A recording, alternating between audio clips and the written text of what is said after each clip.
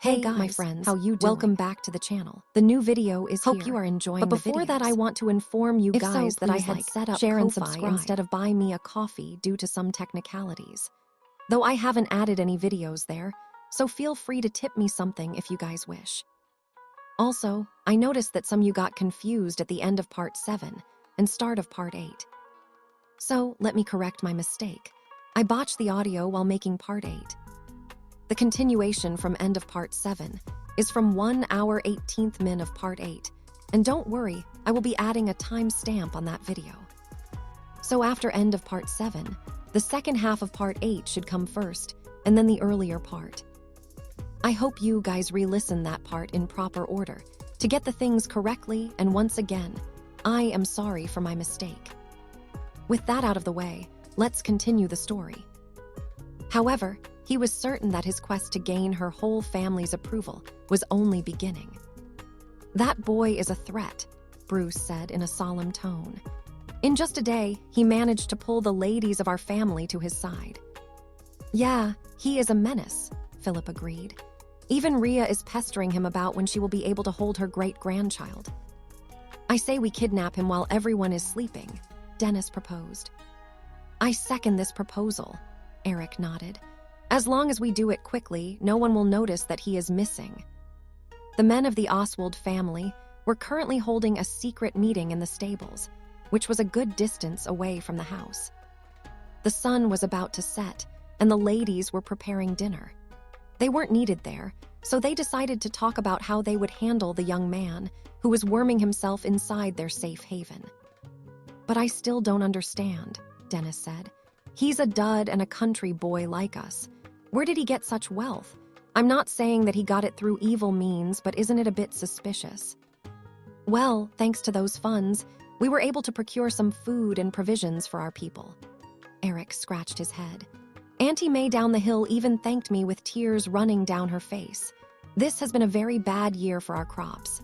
If it weren't for his funds, many would have starved this winter." An awkward silence descended upon the stable as the men of the Oswald family pondered their next move. On one hand, they wanted to beat the crap out of Ethan and kick him out of their barony. On the other hand, they had to admit that he did have the qualifications to pursue Luna. He was good-looking, smart, and wealthy. If not for the fact that they were simply overprotective of Luna, they might have already welcomed him with open arms. "Don't falter," Bruce growled. "If we sympathize with our enemy, we will not be able to kick him out of the house. Luna is still too young to be in a relationship. She just turned 18 this year." "Your mother was 18 when we got married," Philip commented. "Grandpa, whose side are you on?" Dennis complained. Philip cleared his throat before answering. "I'm on our family's side, of course. I'm just stating facts." After the four people debated for an hour, they finally came up with a plan to deal with Ethan.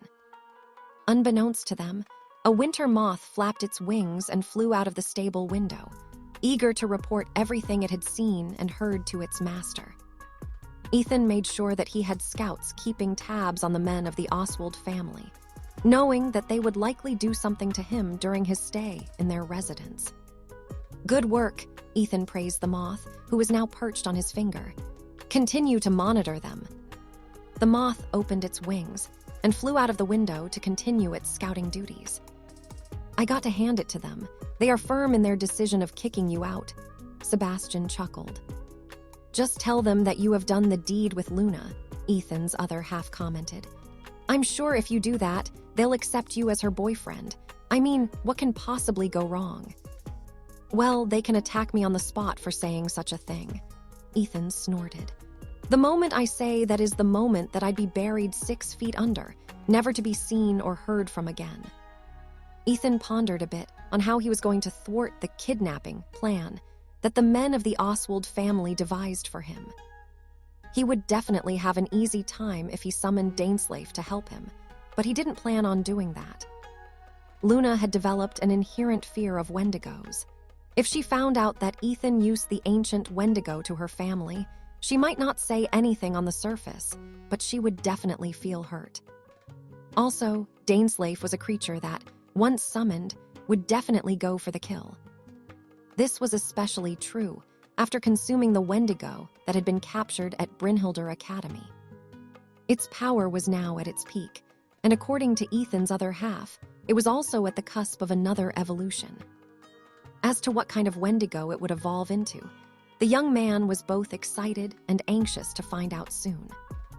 Chloe will be sleeping with Luna tonight, and Emma and I will sleep in a different room, Ethan thought. If I sleep with Emma, there is a chance that she might get hurt if they decide to proceed with their plan. Ethan pondered a bit before an idea came to his mind. Although it wasn't perfect, it was a good stopgap measure for what he was about to do. At that moment, he heard a knock on the door. "Ethan, dinner's ready," Chloe's voice sounded from the other side of the door. "Come down as soon as you can." "Coming," Ethan replied before walking toward the door. When he and Chloe arrived in the dining room, everyone was already there, including the men of the family. They were looking at Ethan with calm expressions on their faces, which made him smile. "Since they want to play, I'll play with them," Ethan mused as he took the seat that was offered to him. He was seated between Chloe and Emma, while Luna was farther away from him at the table. "I hope you enjoy the food," Irene said with a smile. "Luna worked hard to cook it for you." Mother," Luna pouted, making her look very endearing. "This is the first time I'm going to eat something Luna has made," Ethan replied. "I'm looking forward to it." He then ate a spoonful of the chicken soup that Luna made, and a surprised look appeared on his face. "Delicious," Ethan said. "I didn't know you were good at cooking, Luna." "I only cook from time to time," Luna replied while blushing. "I'm not that good, you're exaggerating." "I'm not," Ethan insisted. "It is really good, isn't that right, Chloe?" Chloe nodded. "It is indeed good. You should teach me how to cook this one of these days." The atmosphere at the dining table became lively after that. Everyone ate and casually chatted like one big happy family. Even the men joined the conversation, as if they no longer held any hostility towards Ethan. Of course, both sides knew that this was simply a facade. Still, that didn't change the fact that this was one of the liveliest dinners that the Oswald family had ever since Luna had gone to Brynhildr Academy to study magic. Half an hour before midnight, the Oswald residence was as quiet as it could be. All the lights were out, and everyone was peacefully asleep in their rooms. At least, that was how things were supposed to be. 4 people quietly left their rooms and went to their respective positions. Bruce and Eric stood in front of Ethan's door, while Philip and Dennis hovered just outside of Ethan's window using their flying broomsticks. Part of their plan was to ensure that their target wouldn't be able to flee, so they made sure that all possible escape routes were covered. Bruce lightly tapped the handle of Ethan's door, unlocking it silently.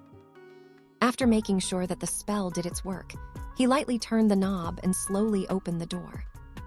Once he and Eric managed to get inside the room, both of them glanced at each other before raising their hands at the same time.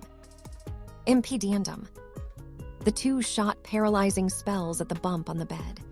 As if to make sure that the spell really worked, Bruce and Eric cast the spell one more time, smoothly hitting their target. Bruce then pulled the blanket down in order to grab hold of the teenage boy who was hidden under it. To their surprise, Ethan wasn't there. Instead, they only found 2 pillows that were arranged right next to each other, making it look like a human was sleeping under the blankets. **T, Bruce cursed silently before opening the window of the room. "That brat isn't here." Philip and Dennis glanced at each other in dismay. They had clearly seen Ethan enter the room an hour ago, so they were certain that he was inside. But after seeing that their target was not inside his room, the 4 people decided to investigate. Their first suspicion was that Ethan was hiding inside Emma's room, but they were reluctant to enter it since she was a girl and she was their guest. In the end, Philip remembered a certain tracking spell that he practiced during his hunting days.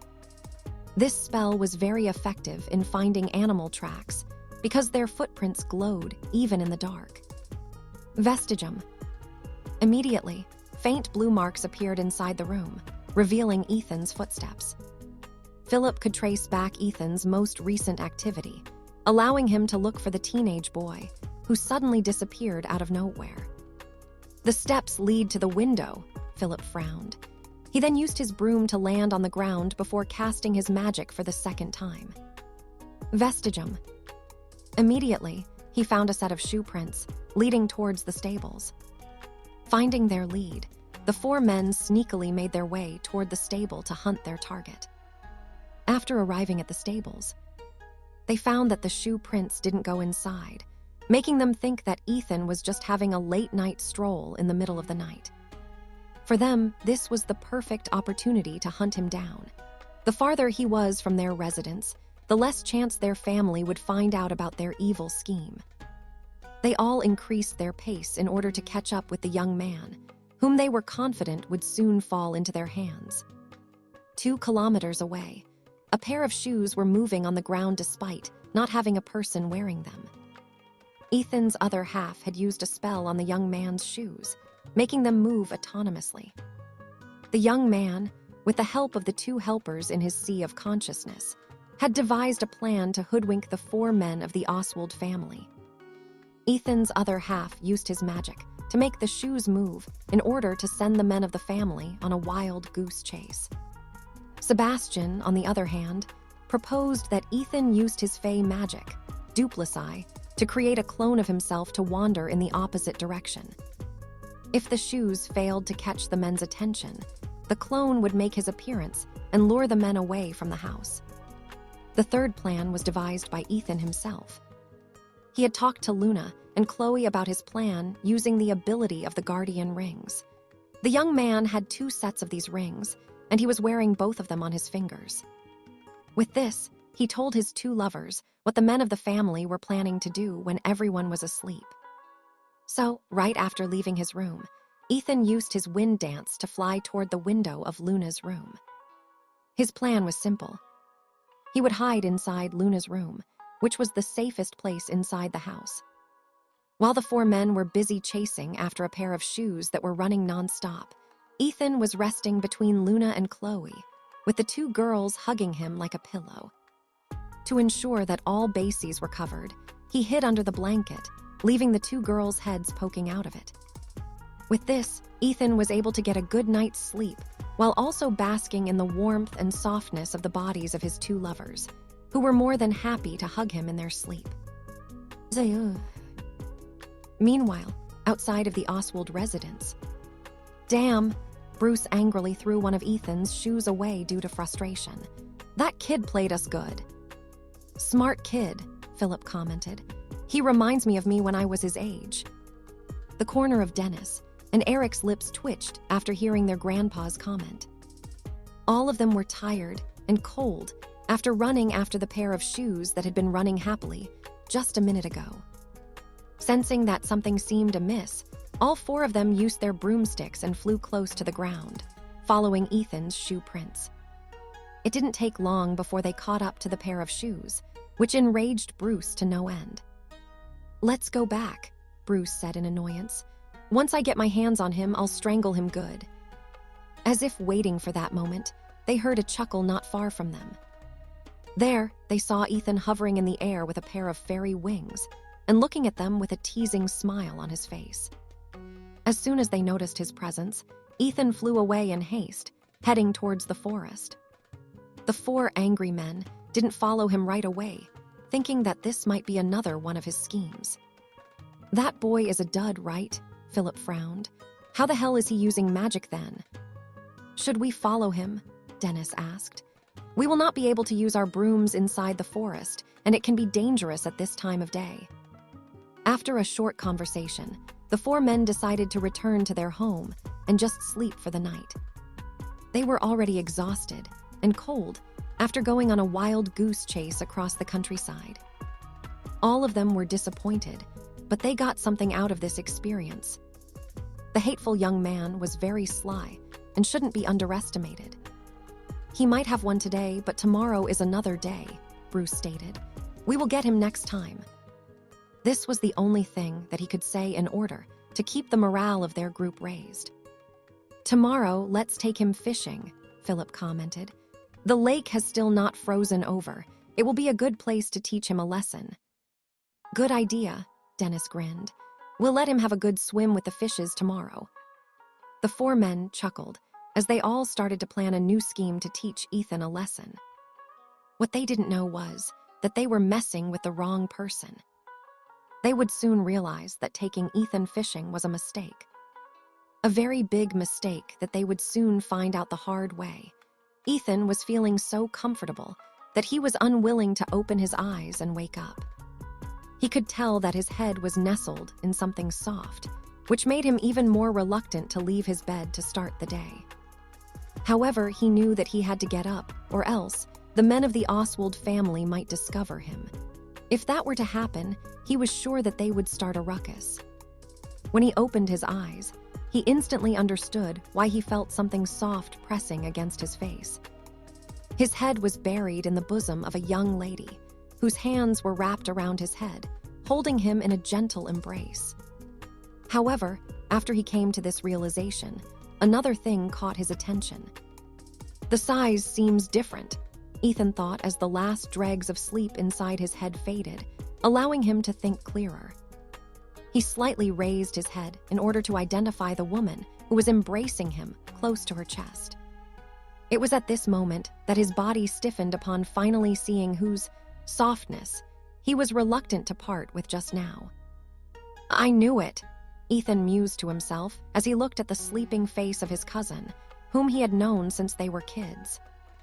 Among all his lovers, he had known her the longest, and of course, he had strong feelings for her as well.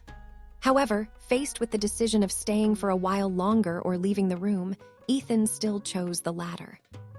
As much as he wanted to stay, he didn't dare to take the risk of being discovered, which would definitely lead him to more trouble in the future. The young man then carefully pried off Chloe's hands from his head before giving her a kiss on the cheek. He did the same to Luna before getting off the bed as gently and slowly as possible. Fortunately, the two girls didn't wake up, which made him sigh in relief. He glanced at them one last time before silently opening the window. He jumped into his wind dancer and started to fly back into his own room, acting like he had spent the night there, sleeping without any worries in the world. A minute after the young man left their room, Chloe's and Luna's eyes slowly opened.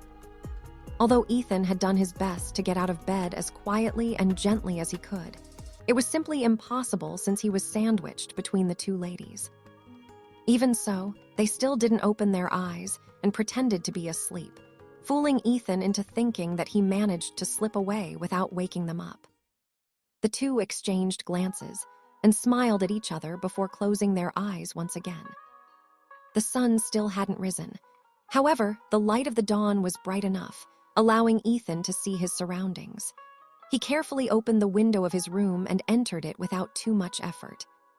The young man stretched his arms and yawned for a bit. His body felt energized due to the fact that he spent the night with his two lovers and was able to sleep peacefully in their embrace. I wonder what my in-laws are planning today, Ethan thought. I'm sure that they are very pissed about what happened last night. Ethan knew that the more he succeeded in escaping the traps that the men of the Oswald family had set for him, the angrier they would get.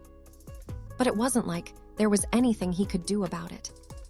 He couldn't simply allow himself to fall for their schemes and hurt himself in the process. Although he didn't mind some physical pain, he was certain that Luna might start to hate her family if something really did happen to him. To ensure that his lover wouldn't have a falling out with her family, he needed to stay strong and survive unscathed from the schemes that the men of the Oswald family had prepared for him. A few hours later, Ethan, Chloe, Luna, and Emma rode their broomsticks, following Bruce and the other men of the Oswald family to their favorite fishing spot, which was a mile away from their residence. Ethan and Chloe both liked fishing, so they were looking forward to this activity. On the other hand, Luna was also excited since she never had the opportunity to try it before. As a girl, she was trained to be a good wife by her two mothers. Instead of fishing, they taught her how to sew, cook, and dance, what noble etiquettes were, and some other practical things that would allow her to adapt in any situation. Thanks to this, She grew up with a good head over her shoulders, despite the fact that she was a very shy person.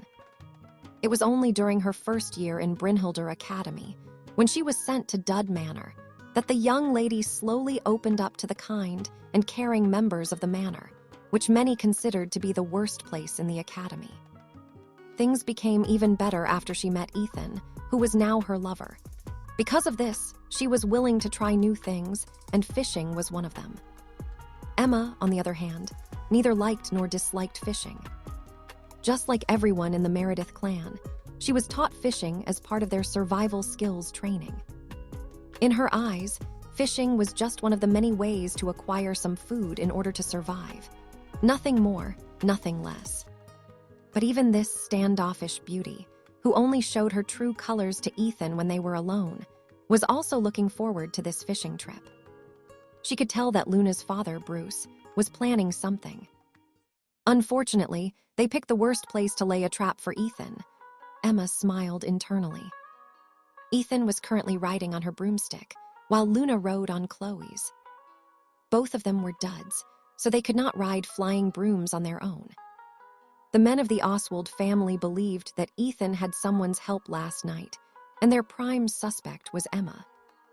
A dud couldn't possibly do the things he did, so this was the only logical explanation. Looking at his father-in-law from behind, a frown appeared on Ethan's face. He wanted to tell Bruce, Irene, and the rest of Luna's family that Luna wasn't his only lover. The young man didn't know how they might react if he dropped the news that Chloe and Emma were his lovers as well. The men were already hostile to him because he wanted to make his relationship with Luna official. If he were to admit that he had more than one lover, and that he even planned to have 5 wives and 1 mistress, the men of the Oswald family might just throw caution to the wind and gang up on him then and there. This is a bit tricky, Ethan thought helplessly as he asked his other half for help. Do you have any advice for me? Get Luna Pren. Okay, you can shut up now. Asking you was a mistake. How about you, Sebastian? Ethan shook his head helplessly because he forgot that his other half didn't care what method was used as long as the desired result was reached. I can't give you any advice, Sebastian replied. The Tidebringer only had to smile at a beautiful lady, and her entire family would happily welcome him with open arms. In his time, being his bed warmer was the greatest honor for women, so he doesn't have your problem. But if I am being honest, I can only think of one way. Ethan looked at the guardian of Zentris, who was looking at him with a devilish smile on his face. Prove to them that you are strong enough to protect their treasured daughter, Sebastian stated. Since you are already headed to a lake, why don't you use the territory to your advantage? Sure, it might not be the sea, but it's the next best that you can use as the perfect battlefield. Ethan sighed in his heart. He originally planned to fight Luna's family members as a last resort, but it seems that he would have to push his plans forward sooner. The sooner they accepted him, the faster he could build strong bonds with Luna's family. You put the bait here, like this. Philip taught his granddaughter how to put the bait on the fishing hook. Instead of using worms, they were using corn kernels as bait. Luna, I'm an expert when it comes to fishing, Chloe bragged as she patted her chest. You can ask me anything when it comes to fishing. Ethan smiled as he gave his cousin a sidelong glance. He also put a corn kernel on his fishing hook. Chloe liked to fish, so she developed a knack for it. Whenever she and Ethan went fishing, she would always be the one who would catch more fish between the two of them. The lake had a wooden platform where the locals stayed whenever they fished. Currently, they were the only people around, so it was the perfect time to catch fish at their leisure. Let's play a game, Chloe proposed to Ethan. The one who catches the most fish in an hour gets to order the one with the lowest catch. How about it? You're on, Ethan agreed with a smile. Don't think that you will win this time around. Chloe smirked because she felt that her win was already in the bag. However, before they could officially start their competition, Luna and Emma spoke up and asked to join as well. Although it was Luna's first time to go fishing, she wanted to join the fun. Also, she believed that none of them would bully her even if she were the one who caught the least among them. The 4 teenagers then threw their hooks at the same time, watching them fall into the lake water. With Ethan's ability, he could easily win this competition. But since he wanted to enjoy this moment, he didn't play dirty and simply allowed nature to take its course. Suddenly, one of the lines bobbed on the water. To their surprise, the one who managed to get a bite was none other than Luna, who was learning to fish for the first time. What should I do?" Luna stuttered as she tried to pull the line towards her. "Use the reel to pull the fish close to you," Chloe said as she stuffed her fishing hook in Ethan's hand in order to help her best friend. "You do it like this." The young lady guided the hand of her best friend as she helped her reel her first catch, making Luna smile from ear to ear. But the fish was still struggling on her fishing hook, and she felt quite anxious about touching it. Fortunately, Chloe was there to help her remove the hook from the fish. She then dropped it into the bucket filled with water. Luna watched as the fish she caught swam around the bucket, making her feel giddy. "This is fun," Luna thought as she once again placed a corn kernel on her fishing hook before throwing it into the lake a second time. Not even a minute had passed, yet she already caught another fish, making Ethan and Chloe blink at the same time. Luna, who already knew what to do, reeled the fish in and raised it out of the water. This time, it was her grandpa who took the fish from the hook and placed it in the water bucket. 10 minutes later, there were already 4 fish swimming in the bucket, and all of them were caught by Luna. "Strange," Chloe said as she scratched her head. "Why aren't any fish biting my lure?" Another 10 minutes passed, and Luna caught 2 more fish, raising her catch count to 7. Emma had managed to catch her first fish during this time, while Ethan and Chloe still had 0. For some reason, Bruce, Philip, Dennis, and Eric were also unable to catch any fish, making them frown. Only an hour had passed since their competition started, but Luna had already caught 12 fish. Emma caught 4. Chloe caught 2. Ethan, on the other hand, caught nothing. The young man could only smile bitterly and accept his fate. Fortunately, the one who won was Luna. If it were Chloe, he didn't know what kind of order she would ask of him, making him feel relieved. Seeing that everyone was having fun, Bruce signaled the men of his family with his eyes. All of them nodded their heads at the same time and executed their plan. "Young ladies, why don't you bring the fish back to the house so that Irene and Brianna can cook them for lunch?" Bruce asked. "Us boys will just have some fun and return at lunchtime." Before Luna could protest, Ethan stepped in and gave her hand a light squeeze. "Sounds like a good plan, Father," Ethan replied. "I'll be very happy to accompany you to have fun." He then gave Luna a look of reassurance. "Don't worry, I'll be fine," Ethan said to Luna and Chloe through telepathy, using the ability of the Guardian Ring. "Trust me on this one." Seeing his gaze, Luna reluctantly nodded her head. "Be careful, okay?" "I will," Ethan replied. "Go first and make sure to cook me a delicious lunch as a reward." "Hey, shouldn't you be the one giving me a reward?" Luna pouted. "I was the one who won the competition after all." "Okay, I'll give you a reward later." Good. Although Chloe and Emma were reluctant to leave, they trusted that Ethan would be able to return safely. The 3 girls then flew back to the Oswald residence on their flying brooms.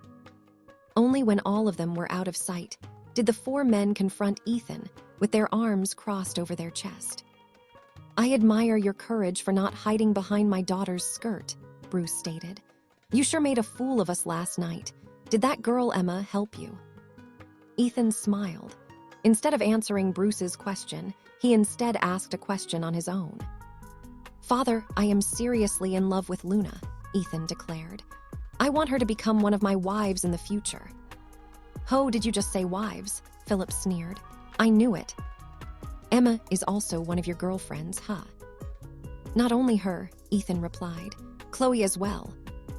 "What?" Dennis frowned. "Chloe as well, isn't she your cousin?" Ethan nodded. "Yes, but we're not related by blood. I'm an adopted child." "HMPH," Eric snorted. "So you already have other lovers aside from my sister. Did you use love potions on them or something, you scum?" I didn't use any dirty tricks to make them fall in love with me, Ethan replied. Also, I know that whether I had other lovers or not, you would still get in the way of my relationship with Luna, so I have a proposal. Ethan scanned the faces of the 4 people who were glaring in his direction. Fight me 4 versus 1, Ethan stated. If you win, I will no longer pursue Luna, but if all of you lose, you will acknowledge me as your son-in-law, father. Ha ha ha, Bruce laughed. I see, so this is why you didn't follow them back to the residence. You were planning to fight us all by yourself. I don't know if you are bold or stupid. I am leaning more on the latter, though. Ethan stared at his father-in-law with a solemn look on his face. So, father, will you accept the deal or not? Ethan asked. All of you can fight me at the same time, or are all of you scared of fighting against a mere dud? Mere dud, my butt, Philip scoffed. You think I believe that nonsense? I can see it in your eyes. Even if it is 4 of us against you, you still believe that you will be the one who will win. Your courage reminds me of my younger self when I was your age. I used to be very confident in my abilities as well. Ethan took out his wand and summoned his sea god's trident, raring to finally end this conflict with his in-laws. The 4 men also took out their wands as they faced off against one another. We won't hold back, so don't come crying on us later, Bruce stated. I don't want to hear any nonsense that you are going back on your word after we beat the crap out of you. Don't worry, father, Ethan replied. That won't happen. Ethan tapped his chest, and a pair of fairy wings grew out of his back. He then flew toward the center of the lake, baiting the men of the Oswald family, who followed after him without a second thought. The 4 men of the Oswald family encircled Ethan while riding on their broomsticks. All of their wands were pointed at him, showing no signs of mercy. Boy, personally, I don't hate you, Bruce stated. You helped us a lot by giving us funds this winter, and I appreciate that. But my daughter is off limits. I'm going to give you a choice. Stay friends with Luna, and we can all get along just fine, or suffer the consequences of trying to ask for her hand in marriage. That's right, Dennis shouted. You already have Chloe and Emma. Why do you have to drag my sister into this mess? Even father only has 2 wives. Pick your words wisely, Philip said. You're still young, Ethan. There are plenty of other fish in the sea. It doesn't have to be my granddaughter. Eric didn't say anything. Instead, he locked his eyes on Ethan's body, ready to cast a spell the moment he did something funny. Unknown to them, the ladies back at the residence were watching this scene using a crystal ball. Irene, Brianna, and Rhea watched with calm expressions on their faces as the young man faced off against their family members. They liked Ethan and even thought that he was a good match for Luna. However, they still wanted to see the outcome of this face-off. Even though the 3 of them acknowledged him, they were certain that the men of their family wouldn't. This was why they didn't do anything to stop the confrontation. They want to see how Ethan would be able to convince them to allow Luna to become his lover. Bruce, Philip, Dennis, and Eric were all ready to unleash a barrage of spells at the young man, but he didn't seem to be bothered by it. He even smiled at his future in-laws, making them glare in his direction. I was an orphan, and my grandma raised me with love and care, Ethan said softly. Back then, I was fine doing the farm chores every day and lazing around in the fields. That was my world, and I was quite satisfied with it. However, my grandma used force to send me to an ordinary human academy. Originally, I should have enrolled in St. Clair's Academy, away from the wizarding world, forever ignorant of it. But fate thought differently. Before I knew it, I arrived at Brynhilder Academy and saw things I never thought I would see in my lifetime. I am a dud, but that isn't entirely true. My circumstances are complicated, and if not for Luna, I would have remained a powerless individual. Ethan paused as he looked at Bruce with a solemn look on his face. Luna was the one who gave me the opportunity to use magic, and since then, I've been forever grateful to her. But I became greedy. She is a very kind, warm, caring, and loving person. It was simply impossible not to fall in love with her. In fact, I had planned to confess to her that I wished for her to become my girlfriend. But before I could do that, an incident happened. During one of our missions, our team was targeted by a bandit group with rogue wizards among their ranks. Because of this, I and a friend of mine were forced to make a choice. Either let the enemy capture us or jump into a nexus that would send us to the past. It was a difficult choice, but in the end, we chose to take a gamble. When we arrived in the lands of Alastair, that was the time when I was forced to kill a human for the first time. It was not just 1 or 2 people that I killed. Yes, I killed dozens of people. Not by choice, but out of necessity, and I suffered greatly for it. Ethan didn't plan on telling this tale to anyone, but for some reason, he felt compelled to share this with the people of the Oswald family. I entered a depression and almost broke down beyond repair.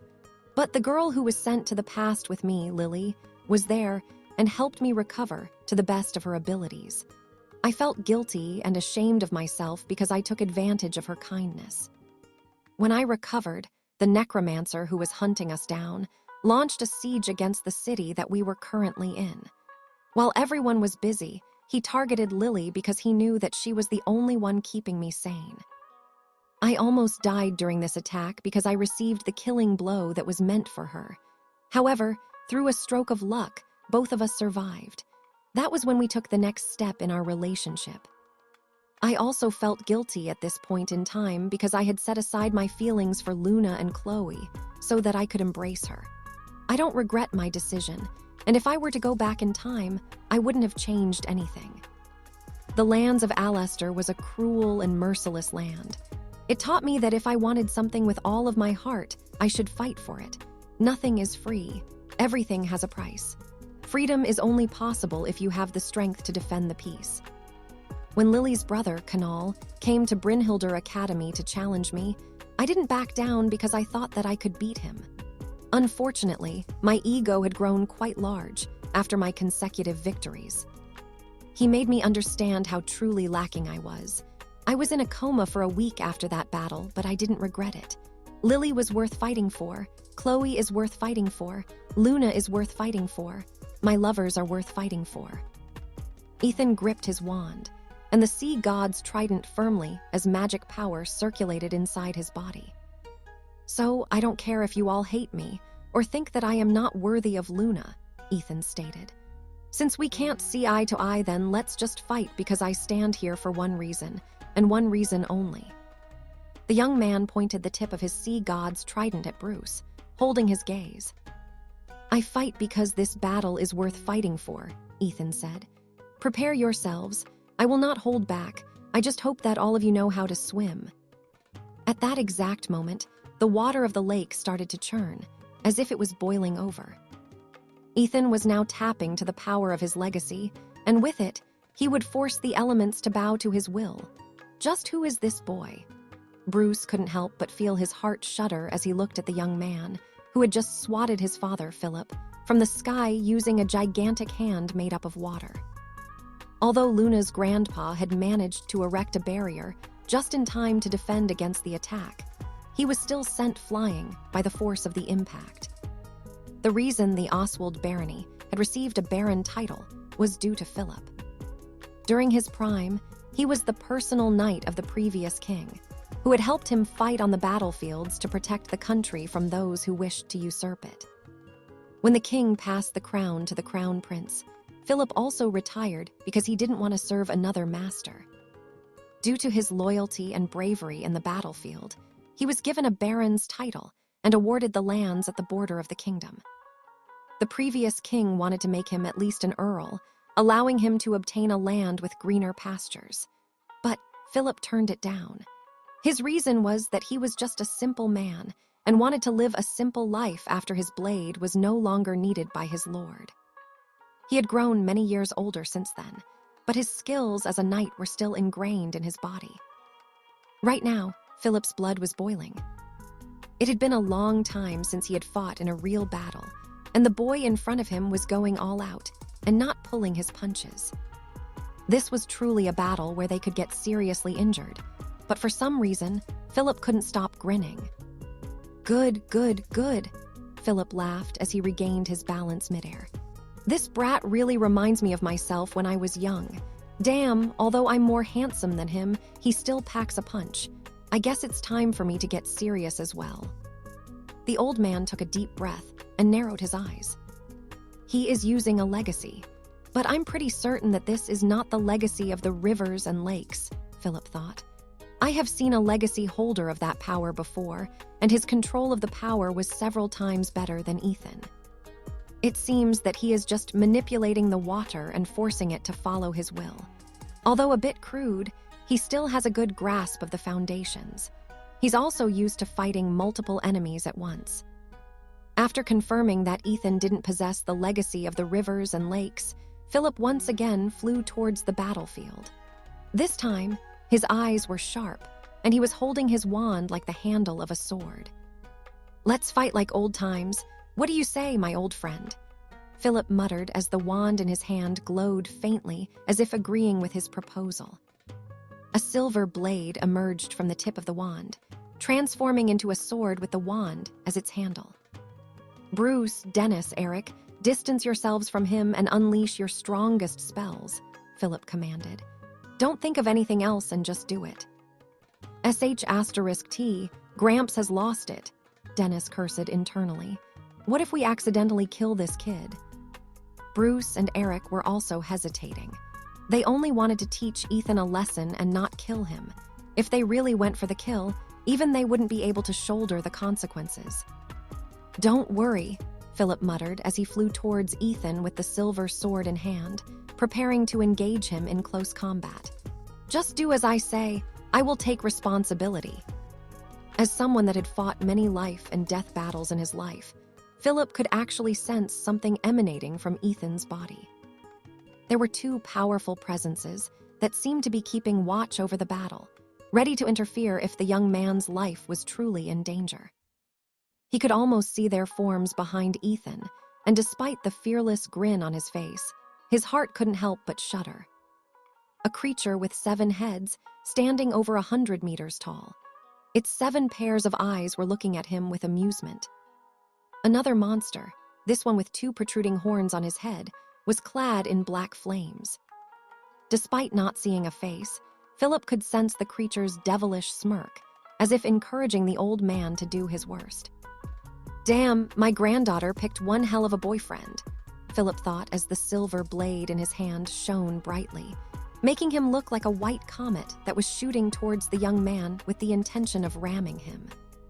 Seeing Philip charge at him, Ethan felt the same level of danger that he sensed when he faced off against Kanal, which resulted in him suffering from serious injuries. "Illumina!" Ethan roared as the wand in his hand turned into particles of light, forming the image of a mermaid princess behind him. When he fought against Kanal, he used everything in his arsenal, but he still didn't manage to win. However, this time it was different. With the lake as a medium, Ethan had a source of power that he could draw upon to fight to his peak. "Rising dragon thrust!"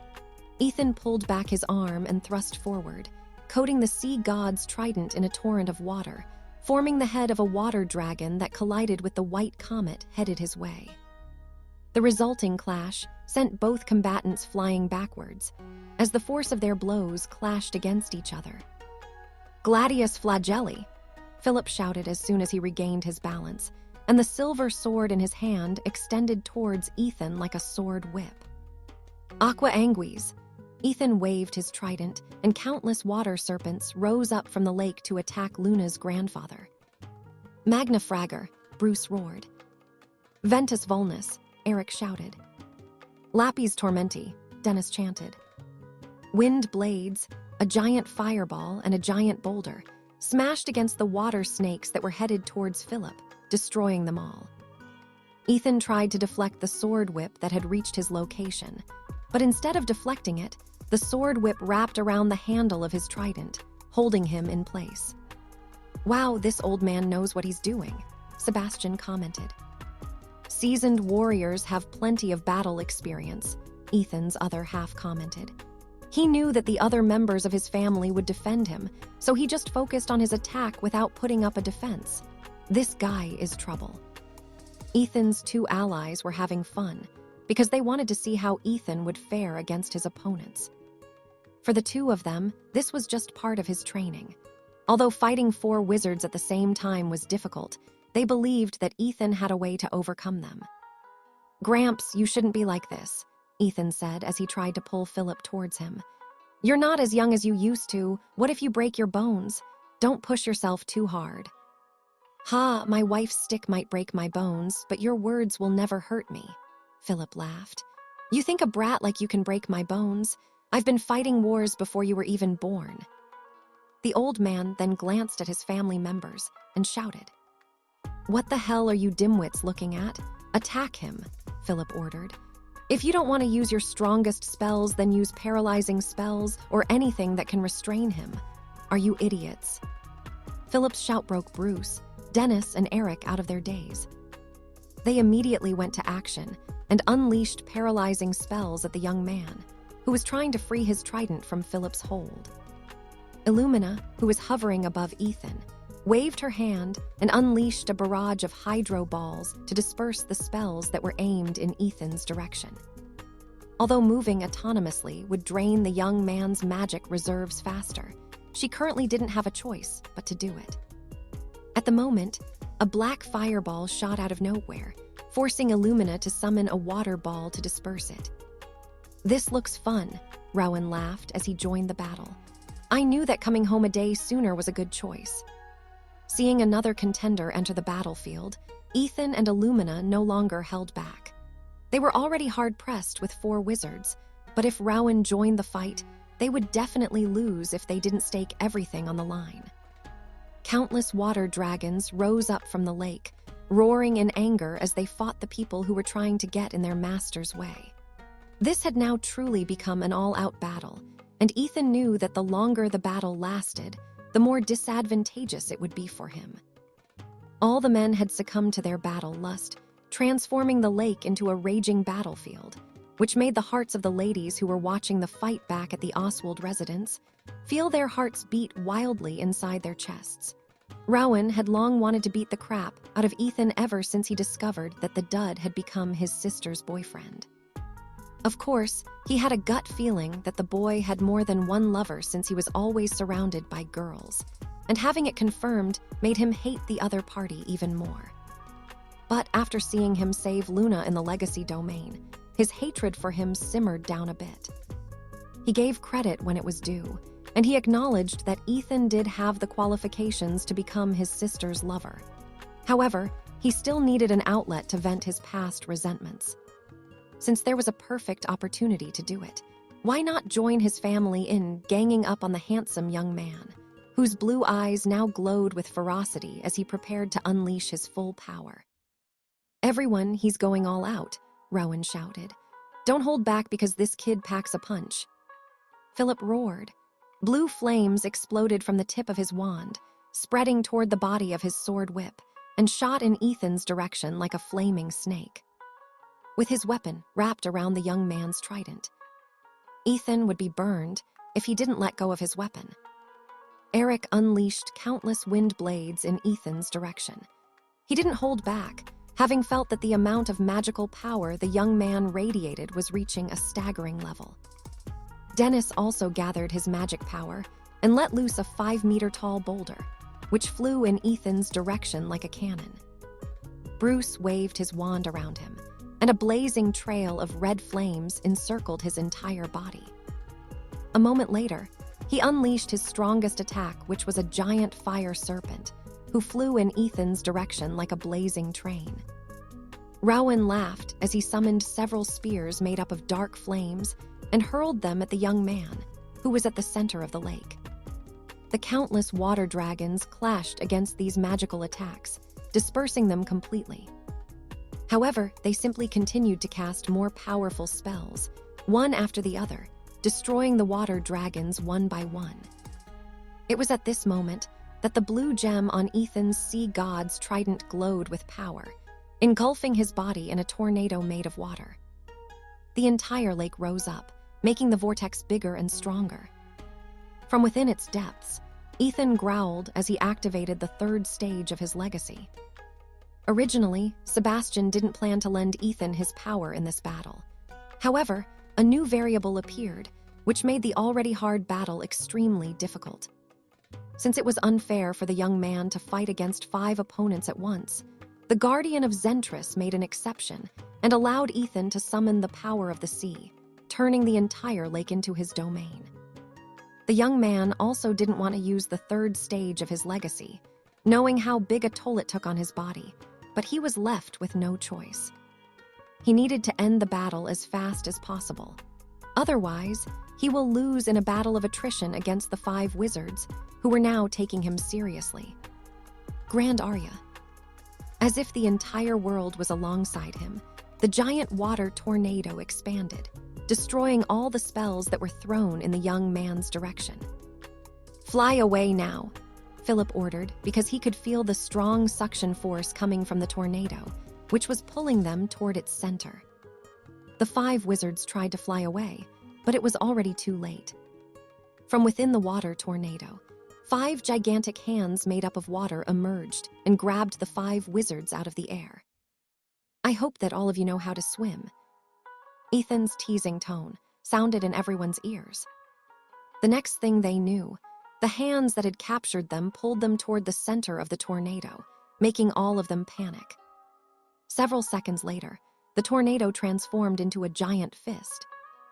With a roar of anger and defiance, Ethan smashed his fist downward, sending the giant fist toward the lake, making it explode and sending water dozens of meters into the air. "You didn't kill them, right?" Ethan's other half commented as he looked at the lake, whose size and depth had become several times bigger and deeper. "Of course not," Sebastian chuckled. "Ethan just gave them a scare." Ethan panted for breath as his body slowly landed on the surface of the lake. The most he did was trap the men from the Oswald family inside a dome of water. The attack he unleashed just now was to show them what he could do if he were pushed into a corner. A moment later, several individuals floated to the surface of the water. They were soaked from head to foot, but they were mostly unharmed. They honestly thought that they were goners when they saw that they were about to be slammed to the ground. Fortunately, the dome of water where they had been held was very sturdy. They only felt soreness as if they had exercised too much, making them groan in discomfort. With a flick of his trident, Ethan moved the floating bodies to the shore and dumped them there. After doing that, he turned extremely lethargic and felt like his body was as heavy as lead. Illumina held him and carried him to the shore. There she lightly laid down his body on the grass, before transforming into a wand that landed gently over his chest. "Thank you, Illumina," Ethan said softly as he rested his hand over the wand, securing it in place. Although he did his best to stay conscious, he was too drowsy to fight it. In the end, he closed his eyes and lost consciousness. The men of the Oswald family looked at the sleeping teenager, who was lying dozens of meters away from them. They still couldn't believe what they had seen, and all of them, with the exception of Rowan and Philip, shuddered at the thought of being crushed by the giant hands that had grabbed them earlier. If Ethan really wanted to harm them, he could have easily done that. But he didn't. It made them realize that even though they were ganging up on him, the young man was still able to think rationally and didn't give them any lasting injuries. Rowan casually drank a potion from his storage ring, allowing him to recover faster. Since he didn't really receive any damage from Ethan's attack, he only used the potion to remove the soreness from his body. Just as Rowan was about to stand up to give his family members some potions as well, a flying broom carrying a witch landed beside Ethan. It was none other than Emma, who didn't return to the Oswald residence. Ethan's promised one simply waited for the battle to end before coming to check her master's current condition. A sigh of relief escaped her lips when she confirmed that her master was unhurt and was only suffering from magic deprivation and lethargy. The young lady then waved her wand, making Ethan's body float in front of her. "I'll be going first," Emma said to Rowan before taking her master, flying toward the sky with her flying broom. The 3rd year from Brynhildr Academy noticed that Emma wasn't headed back to their residence. Although he didn't know where the young lady was planning to take Ethan, He was certain that they would return sooner or later. What they didn't know was that several angry witches were waiting for them back in the residence, resulting in a nagging that lasted for an hour, making all of their ears nearly bleed. Ethan felt something sweet and wet entering his lips, making him lick it subconsciously. A few seconds later, a soothing warmth washed over his body, making him sigh in comfort. His eyes were too heavy to open, and even if he could open them, there was something covering them, which would prevent him from seeing anything. Since that was the case, Ethan simply kept his eyes shut and enjoyed the sweet thing that he was tasting with his mouth, allowing his body to regain its strength. As the minutes passed, his senses were getting sharper, allowing him to move his hands. But just as he was about to remove the thing that was covering his eyes, a delicate hand held his wrist, stopping him midway. "Don't remove it just yet," Emma whispered. "Just relax, Ethan. You're not fully recovered yet. Don't worry, I'm here for you." Hearing a familiar voice, the young man heeded the advice of his promised one. He no longer resisted, and once again tasted the sweet thing that entered his lips. Ethan didn't know how much time had passed, but when he felt that he had enough strength to properly move his body, the eye mask covering his eyes disappeared. "Are you feeling better, Ethan?" Emma asked as she carefully put on her eyeglasses. Her face was flushed, and her breathing was a little haggard. He also noticed that she was no longer wearing her witch robe, and that she had put it over his body like a blanket.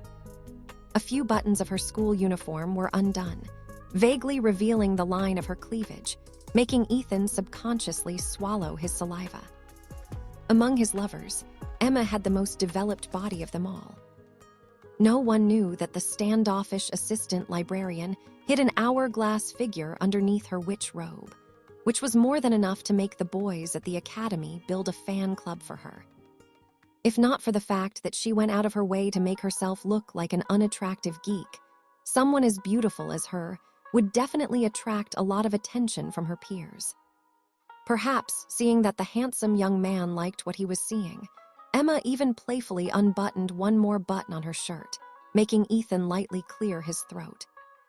"How long was I out?" Ethan asked as he looked at his surroundings. "This place looks familiar." "You have been sleeping for 4 hours," Emma replied. "And yes, this place is familiar since we are currently inside the treehouse." "What?" Ethan blinked in confusion as he personally covered Emma with her own witch robe. "Are we back in the academy?" Emma shook her head.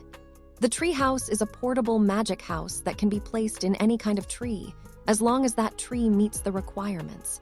This makes it very handy to carry, especially when going on a very long journey. There was a possibility that you might get kicked out of the Oswald residence and be forced to sleep outside. Having considered this, I brought the treehouse with me, just in case that scenario happened.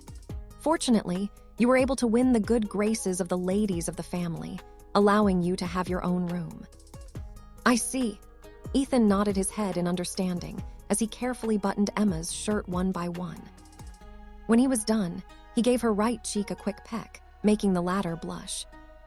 "Thank you for always looking out for me," Ethan stated. "But we have to go back now. I don't want Chloe and Luna to get worried." Emma nodded. She had already spent 4 hours with him, so she didn't mind returning to the Oswald residence. The young lady knew that Ethan had spent the night inside Luna's room to escape the scheme of Luna's family members. Truth be told, she wished that he had chosen to sleep in her room instead. But she also knew that there was a chance that they would inspect her room, which was why Ethan decided to play it safe and stayed in Luna's room, where Chloe was also sleeping. After leaving the treehouse, Ethan rode with Emma on her flying broom and flew back to the Oswald residence in less than 15 minutes. He had just dismounted from the flying broom when he found himself being hugged by 2 beautiful ladies, who both had worried looks on their faces. "I'm sorry," Ethan replied as he held Chloe and Luna close to him.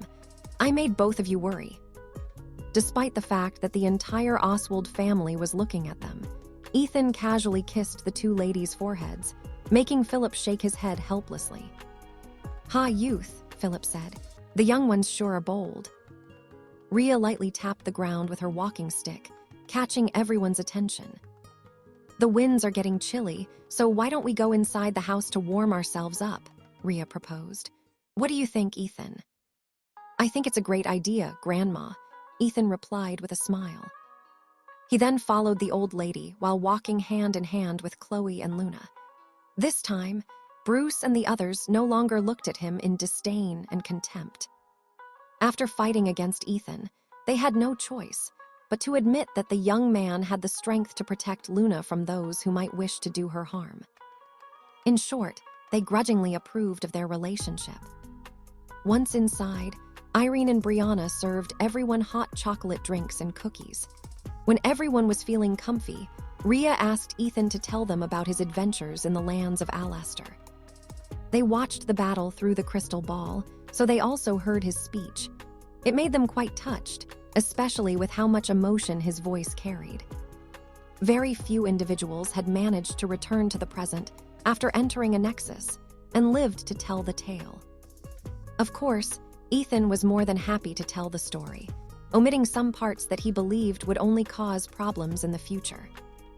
Philip especially loved the part where the necromancer was laying a siege on the city of Zentris. As one of the knights of the former king, he had experienced these kinds of battles as well. This made his impression of Ethan improve by a notch, making him very fond of his future grandson-in-law, who had managed to rekindle the old spark that was still beating inside his old heart. You suffered a lot, child, Rhea said as she wiped her tears with a handkerchief. But if you didn't do all of that, you wouldn't be the way you are now. Frankly, this world is never fair. The strong oppress the weak, and the high-ranking nobles bully those whose ranks are lower than theirs. The only reason why our family isn't bullied is because my husband has strong ties to the previous king. If not for his umbrella, we would have been bullied long ago. Don't worry, Grandma, Ethan replied. I am part of the Oswald family now. If they bully you, I won't just stand idle and watch from the sides. You're a good boy, Ethan. How soon can you give me my great-grandkids? How soon would you like them, Grandma? The old lady laughed after seeing Luna stand up to hug her, preventing her from saying anything. Well, I believe I can still live for a few more years, Rhea said after she stopped laughing. But it will be nice if I can hold my great-grandkids sooner. I am not getting any younger, you know. Luna's gaze softened as she continued to hug her grandma. Truth be told, despite feeling embarrassed, she also wanted Rhea to see her baby before she got too old to hold them. Leave it to me, Grandma, Ethan said with a smile. I'll let you hold your great-grandchild after Luna graduates from Brynhildr Academy. So 2 to 3 years left, Rhea nodded. I can still live that long. Why are you talking as if it's already a done deal? Bruce interjected. He's also Chloe's and Emma's lover. There is also this girl, Lily. He said he planned to have 5 wives and 1 mistress. Are we just going to overlook that? Remember the donation I sent a month ago, Ethan stated. That was only a very small part of the fortune I currently have. I can fill this entire living room with gold coins, and it will still only be 1/10 of my total funds. Did you say something, son? Philip looked at Bruce with a frown. I didn't hear you earlier. Can you repeat it? Father, I also forgot what I said earlier, Bruce replied. I think I am suffering from amnesia. That might be the case. Make sure to rest early tonight. Good idea. The ladies of the family couldn't help but cover their faces in embarrassment. Although they were barons, their family didn't have that many funds, and the extra they got was used to help their people in times of need. Because of this, at the mention of great fortune, Bruce decided to take a step back. Who wouldn't want to have a handsome, powerful, and rich son-in-law? Because of this, Philip and Bruce changed their attitude to Ethan completely, making even the boys of the family look at them in disdain. Gold diggers.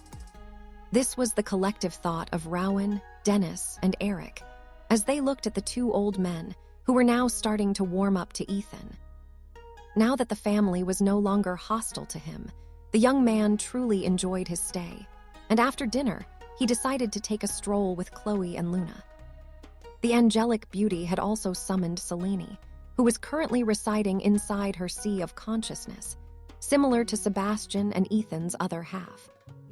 Because of their contract, the carbuncle was able to hide herself inside Luna's body and come out whenever she felt like it, or when her master wanted to make her appear. The moment she was summoned, Selene transformed into her demi-human form, making Irene, Brianna, and Rhea squeal due to how adorable she was. Selene didn't even have a chance to defend herself, as she was hugged from all sides, making her unable to join her master on her late-night stroll. Emma talked to Ethan in private before he went out. She then handed him the treehouse, which had transformed into a small wooden box. "If you press this over the bark of a tree, it will turn green if it's compatible," Emma explained. "If it's not, it will turn red. If you decide to make the treehouse merge with that tree, you just say engage. If you want it back, you just say disengage." Ethan nodded. "Why are you giving it to me?" Emma smiled and moved closer to the young man. "Because you might need it," Emma whispered. "There are things that you can't do here in the Oswald residence that you can do inside the treehouse. Don't worry, it has anti-scrying protection, so no one will be able to spy on you, Chloe, and Luna while you are inside it." Although Emma didn't specifically hint on anything, Ethan understood what she was trying to say. Because of this, he thanked his promised one for her foresight and left the house with his two lovers to take a stroll. Walking hand in hand, the three of them chatted about what happened during the day. Chloe told Ethan how worried she was when he faced off against the members of Luna's family. She was unable to say this earlier because of the situation, but now that she was with him, she made her feelings known. "I know you are strong," Chloe said, "but I still worry whenever you fight. Although Luna's family fought you seriously, they didn't really fight you with the intention to kill. At most, they just want to beat you up." Luna nodded, because she felt the same way as Chloe. "I'm sorry that I made the two of you worry," Ethan replied. "But I cannot promise that I will not face a similar situation in the future. If I was only living on the farm and remained ignorant, I think I would be able to live a carefree life until I reached my early 20s. But now that I am part of this world, I have no choice but to adapt to it. Also, can I ask you an honest question, Chloe?" "What is it?" Chloe looked at him with curiosity.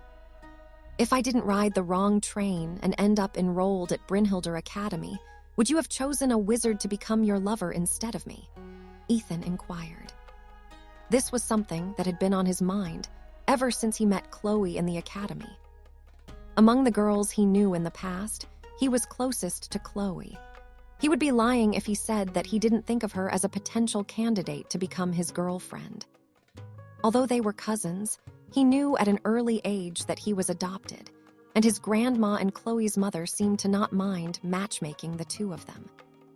"I don't know," Chloe replied honestly. "I always liked you, Ethan, but after discovering that I can use magic, everything changed. Although I still held strong feelings for you, and might not have even considered finding a partner for a year or two, I think eventually I would have chosen to have a wizard as a lover." The young lady knew that Ethan wanted to know the truth, so she told him what she truly felt. She didn't want to sugarcoat things and say that she would have continued to love him, even if they were worlds apart, because she would be lying to herself. "Fortunately, you also became part of this world," Chloe said as she looked at Ethan with a smile. "The day I saw you in the academy, I was truly delighted because the two of us would be spending time with each other. Even if you were a dud, I was willing to overlook it. But lo and behold, the dud that everyone thought was powerless has become one of the most powerful wizards in the academy. Did you know, Ethan, there is a rumor going around that you are the reincarnation of Fortis Dud. I wouldn't be surprised if the witches start a fan club for you." Ethan smiled after hearing Chloe's reply. "I am also glad that I was able to go to the academy with you. Now, the two of us can walk hand in hand like this." Chloe also smiled and even lightly swayed her hand that was holding Ethan. Luna, who was also walking hand in hand with Ethan, lightly tugged on his robe. "Why are we headed towards the forest?" Luna asked. "Are you planning to hunt some magical beasts?" Ethan shook his head. "You'll find out in a bit." After saying those words, Ethan led his two lovers inside the forest, looking for a tree he could use to activate his treehouse and spend some time with them without worrying about being spied on by the Oswald family. Ethan sat on the couch in the master bedroom and kissed Luna's lips. After kissing her for a few seconds, he then shifted his attention to Chloe and kissed her lips as well. Power surged inside his body as Chloe's magic power washed over his magic circuits.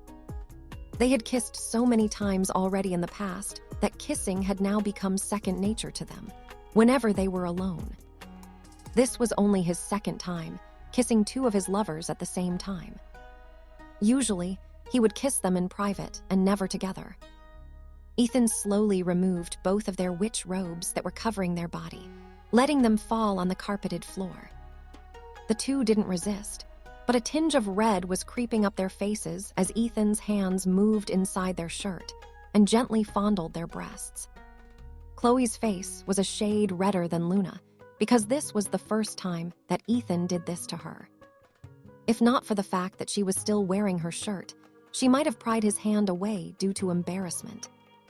But after seeing that he was doing the same to her best friend, she endured it and allowed Ethan's mischievous hand to do what it wanted.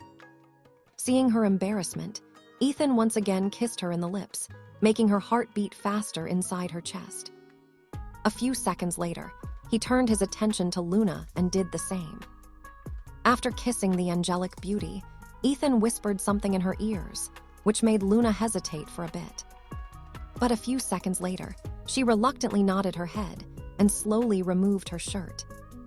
Her face was now in a deep shade of red, because there was someone else inside the room aside from Ethan and her.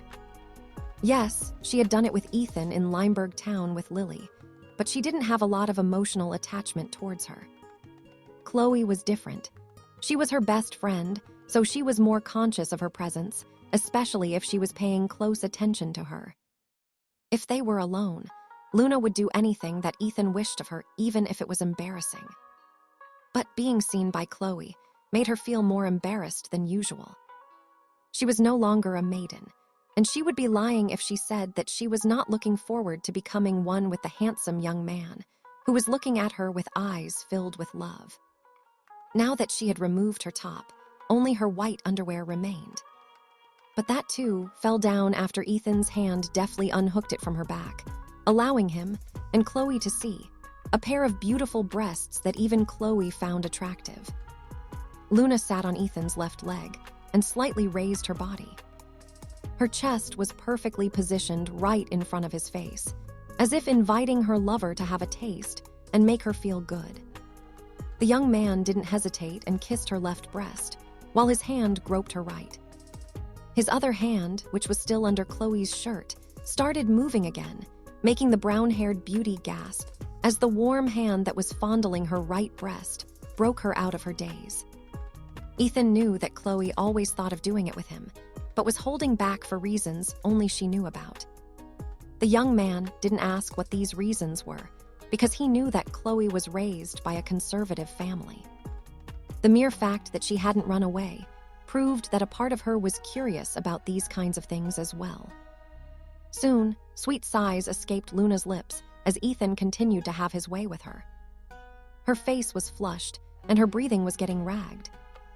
If her family saw her like this, they wouldn't believe that the shy girl whom they had raised was making such a lustful face, as the man she loved kissed her lovingly, leaving marks on her perfect body that was born to be loved by him. Suddenly, Luna's body shuddered, making her pant for breath. Ethan managed to make her feel good by just being attentive to her breasts, but he knew that the main reason why she climaxed was due to the fact that she was being watched by her best friend, who was still a maiden. Her embarrassment from being seen and her lover's sensual touch were simply too much to bear.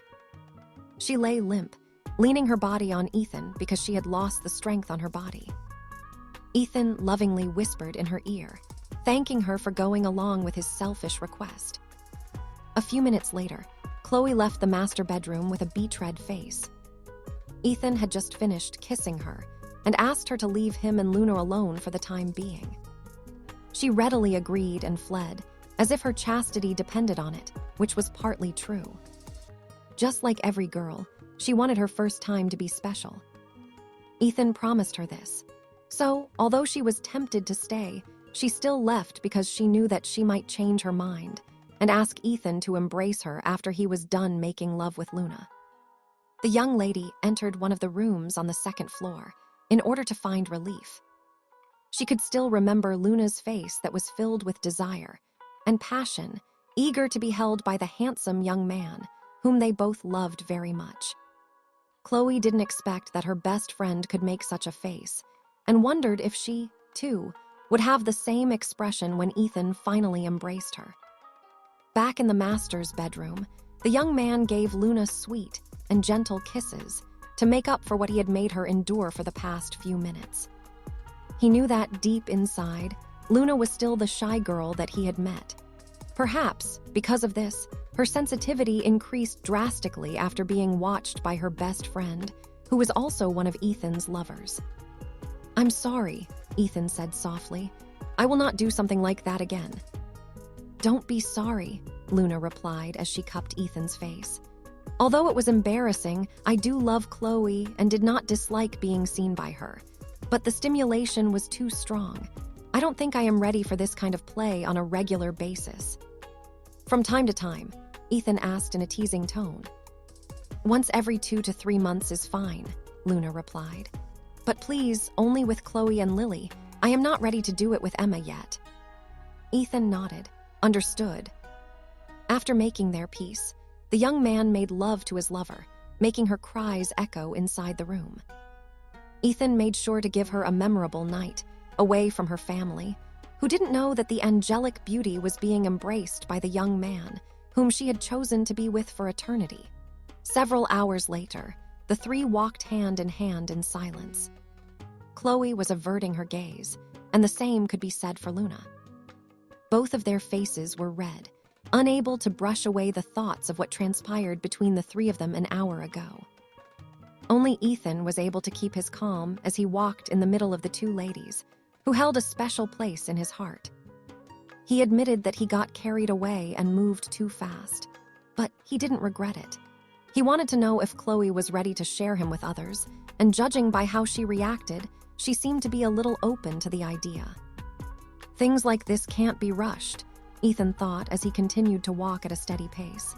I'll take it slowly until Chloe is ready.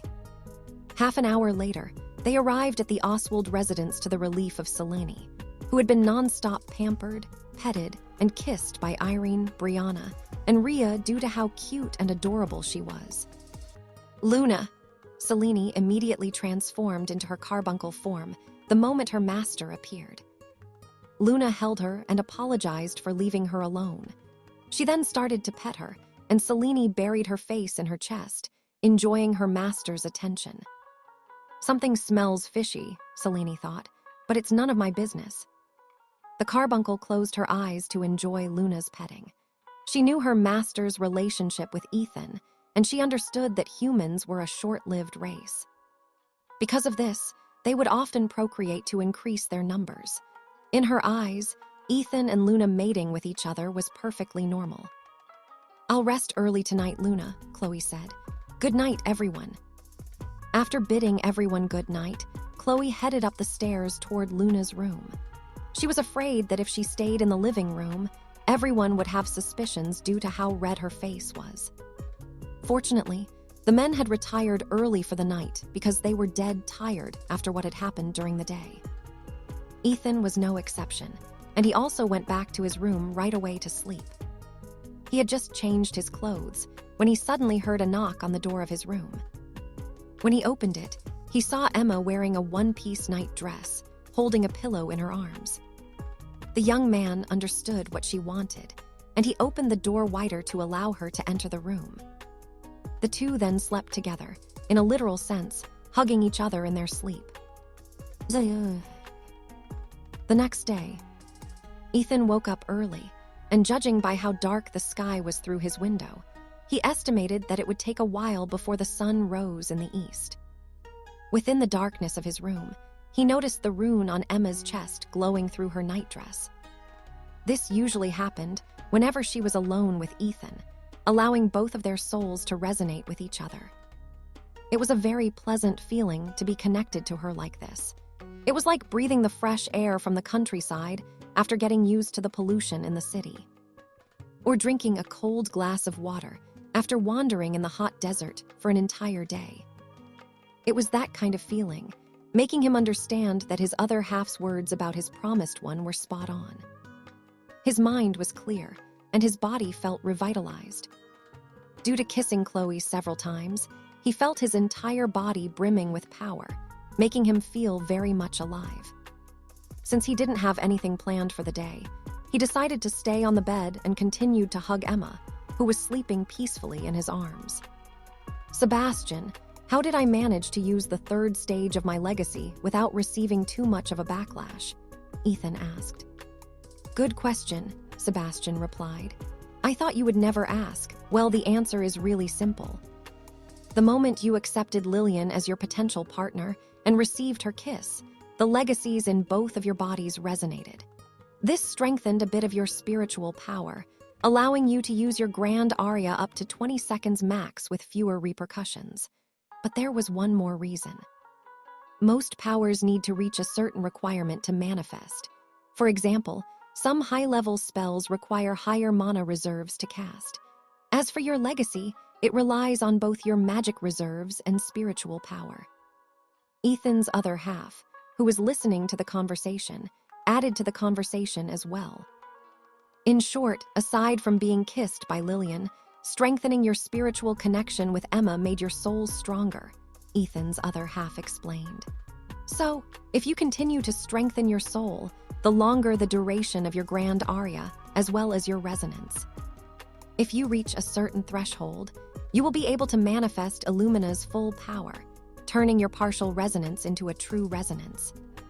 Ethan's understanding of how his legacy worked shifted after hearing Sebastian's and his other half's explanation. In the past, he thought that as long as he had a large enough magical reserve, he would be able to cast his resonance, as well as use his legacy without problems. Now, he knew that he also needed to find ways in order to increase his spiritual power. Of course, he could easily do this by simply sleeping beside Emma every night. But this would not be possible once they returned to Brynhildr Academy. Emma belonged to the Schwartz Manor, and it would raise suspicions if she stayed in Dud Manor almost every night. Aside from that, she would also be alienated by her peers, for the Schwartz Manor didn't see eye to eye with Dud Manor. The Schwartz Manor were like the nobles of the kingdom, while the Dud Manor were the commoners. In their eyes, the Duds were not their equals, and mingling with them would degrade their noble bloodline. Of course, this concept was slowly changing, especially after Ethan's recent performances. Even the young witches of the Schwartz Manor had to admit that he was a very fine young man. So fine that even the blue bloods of the wizarding world sought him out. "Is there any other way to strengthen my spiritual power?" Ethan inquired. "Of course," Ethan's other half replied in a heartbeat. "All you need to do is consume the souls of others. Since you have an ancient Wendigo with you, you can let him extract the souls of people and refine them for your consumption. With its help, you will be able to become a powerhouse at a very young age." "Thanks, but no thanks," Ethan replied. "I think I'm not ready for a diet of eating souls." Ethan knew that his other half didn't care what method he used as long as he became stronger. For him, killing dozens, hundreds, and even thousands of people was fine as long as it would benefit the young man, whom he was grooming to accept his legacy. "Sebastian, how about you?" Ethan asked. "Do you have any advice for me?" Unlike Ethan's other half, Sebastian wasn't as bloodthirsty. Although he had a feeling that the guardian of Zentris could be ruthless as well, he was at least more humane compared to Ethan's other half, who would laugh out loud as the world burned around him. "You can visit places that have high concentrations of magical power," Sebastian replied. "Usually, those places give birth to herbs and fruit that would increase your magic and spiritual capacity when consumed. However, finding those places is very hard. I think the best and safest option for you is to spend some time with Emma a few hours every day. You don't really need to sleep together. Even holding hands is enough to draw out your connection. Aside from that, buying potions that bring a similar effect will do. Ethan nodded his head in understanding. Thank you, Sebastian. You can also increase your overall strength once you turn 18, Ethan's other half commented. By then, you will be recognized as an adult, allowing you to enter the trial of your coming-of-age ceremony. Just wait another 7 months, and we'll go to Midgard, which will allow you to understand your true identity. By then, you will have to choose what path you are going to take. Remember this, Ethan. Any kind of power is not evil, just like a sword is not evil. It can be used to take lives, but it can also be used to protect them. Regardless of what you do with your power, know that it is a part of your existence, and only you can decide whether you should use it for evil or not. Ethan remained silent as he pondered the meaning behind his other half's words. Truth be told, he was very curious about his identity. Why wouldn't he be? He was raised as an orphan with neither a single clue as to who his parents were nor the reason why they were forced to leave him behind. Ethan had many questions, which were currently unanswered, but he believed that once he came of age, he would finally find the answers to his questions. Whether he would like the answers to his questions or not was another story. A few hours later, Emma finally woke up and was surprised to see the young man already awake before her. Good morning, Ethan greeted with a smile. Good morning, Ethan, Emma replied. Did you sleep well? Yes, maybe we should do this more often. As long as you wish for it, I don't mind. As much as Emma wanted to stay longer in his embrace, she knew that it would be best if she returned to her own room before someone discovered that she spent the night inside the young man's room. She wouldn't mind being discovered, but she had to ensure that Luna's family wouldn't change their good impression of Ethan. After giving Ethan a quick kiss on the cheek, Emma left the room to return to her own, leaving the young man alone with his thoughts. Lilith, can you answer a few questions for me? Ethan inquired. A moment later, a black cat walked out from under the bed and stretched her entire body before jumping on top of the bed to answer her master's question. Do the 4 protector clans have other roles to play aside from protecting my bloodline? Ethan inquired. Yes, Master, Lilith replied. The Meredith clan specializes in gathering information. They are our eyes and ears, and their network spreads far and wide. The Odfrid clan, which is the clan of dwarves, are craftsmen. They create weapons, equipment, accessories, artifacts, and anything that catches their fancy. If the Meredith clan specializes in information gathering, and the Odfrid clan specializes in crafting, the Argus clan, which is an elf clan, specializes in arts and commerce. They are the ones responsible for selling the crafts of the Odfrid clan, utilizing the network and connection created by the Meredith clan. These 3 form a harmonious relationship, allowing the coffers of our Lord to always be full, which we also benefit from. Ethan nodded in understanding. Then, how about your clan? What does the Orpheus clan do? Lilith didn't answer right away. Instead, she walked closer to Ethan and raised her right paw. Suddenly, her razor-sharp claws emerged, as lethal as knives that could make someone bleed to death. The world is not a peaceful place, Master, Lilith stated. There are many people who have tried to make things difficult for our Lord. In order to deal with these annoying pests, the Orpheus clan has taken the path of assassination. The Orpheus clan is a clan of catkins. We are trained from a young age to fight, and all of us would not hesitate to risk our lives for the sake of our Lord and Master. During your mother's escape from Midgard, it was our clan that acted as her escorts, keeping the enemies at bay for as long as we could. Of course, the other protector clans also sent a large force to ensure Lady Catherine's safety. However, it is our clan who forced the enemies to retreat with our deadly attacks that can come from their blind spots. Master, I am not a fighter. In a head-on confrontation, I am mediocre at best. However, if you give me a target to kill, I can guarantee that there is a very high chance that I can take that person's life before they even know what hit them. Ethan smiled and lightly patted the black cat, making the latter purr, enjoying his touch. He didn't know anything about the power dynamics between the 4 protector clans in the past. But now, he had a better understanding of their abilities. Information brokers, craftsmen, merchants, and assassins. These were the four faces of the Protector clans, who, at this very moment, were doing their roles to ensure that their young master would be able to enjoy his school life at Brynhildr Academy. More than a week had passed since Ethan had come to the Oswald barony. After finally being accepted as Luna's fiancé, the young man was able to get along with his future in-laws. The only ones who probably still carried a hint of resentment were Luna's older brothers, Rowan, Dennis, and Eric. Even so, they didn't make any move to get in the way of the relationship between the two, and every day passed in peace. Finally, the night of the solstice arrived. Ethan stood at a clearing, not far from the Oswald residence. Snow had fallen heavily over the past few days, but tonight, the sky was clear. The majesty of the star-filled sky looked down upon the world, and the people who treated this night as a special one began their preparations for their vigil that would last until sunrise the next day. Back in the lands of Alester, Lily had taught Ethan about her family's tradition for the night of the winter solstice. The two of them stayed awake through the night, their bodies leaning on each other as they waited for the sun to rise from the east. The night was cold, but they were warm under the same blanket, feeling the bonds they had shared for the many months they had spent in the ancient lands of old, which had shaped Ethan into what he was today. Today, he was supposed to celebrate that same night alone. However, there had been a change of plan, and he was joined by 4 people and 1 carbuncle on the longest night of the year. Using his powers, he cleared away the snow in his surroundings, making the ground dry.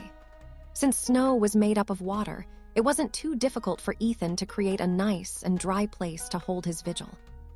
The young man offered food and drinks to a small altar, which he had taken from the city of Zentris before they returned to the present. This was the same altar he and Lily had used to present their offerings on their first solstice together. Sebastian told him that this altar was personally made by the Tide Bringer himself, so Ethan should bring it along because it might come in handy in the future. And now, he was putting the altar to good use. After presenting his offerings, he sat down on a log and looked up at the stars in the sky. Chloe and Luna sat beside him, while Emma, Lilith, and Selene sat on the log across from him. Originally, he wasn't planning to start a bonfire, but he couldn't bear to let the ladies suffer from the cold. Although the 3 of them were sharing the same blanket together, he knew that this was not enough to warm their bodies for the duration of this cold night. Emma and Luna celebrated the night of the solstice as well, but this was Chloe's first time doing it. Although each family, clan, and tribe had their own customs, most of them shared the same practice of keeping vigil throughout the night. "Ethan, I'm cold," Chloe said as she buried her head on his chest, shaking a bit. The young man then hugged the young lady tighter, sharing his body heat with her. Naturally, he did the same for Luna, making the latter close her eyes due to how comfortable it felt to be with him. Selene was sleeping on Emma's lap, while the assistant librarian petted her. Lilith lay beside Emma, with her eyes also closed. However, her senses, especially her hearing, were very much active, making sure to check if there were any dangers in their surroundings.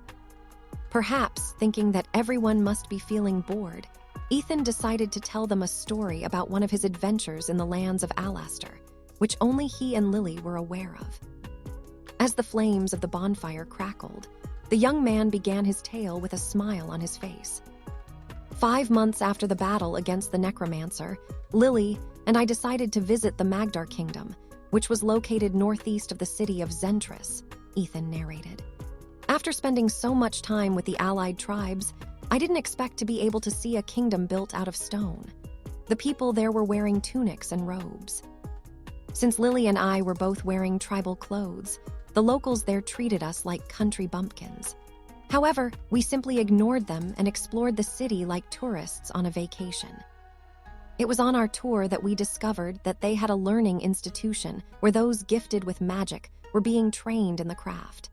The Magdar Kingdom had its own institution for magic wielders, and it was headed by the Council of Sorcerers. Well, just as the name implies, their practice of magic focused on offensive spells, which were meant to destroy their enemies.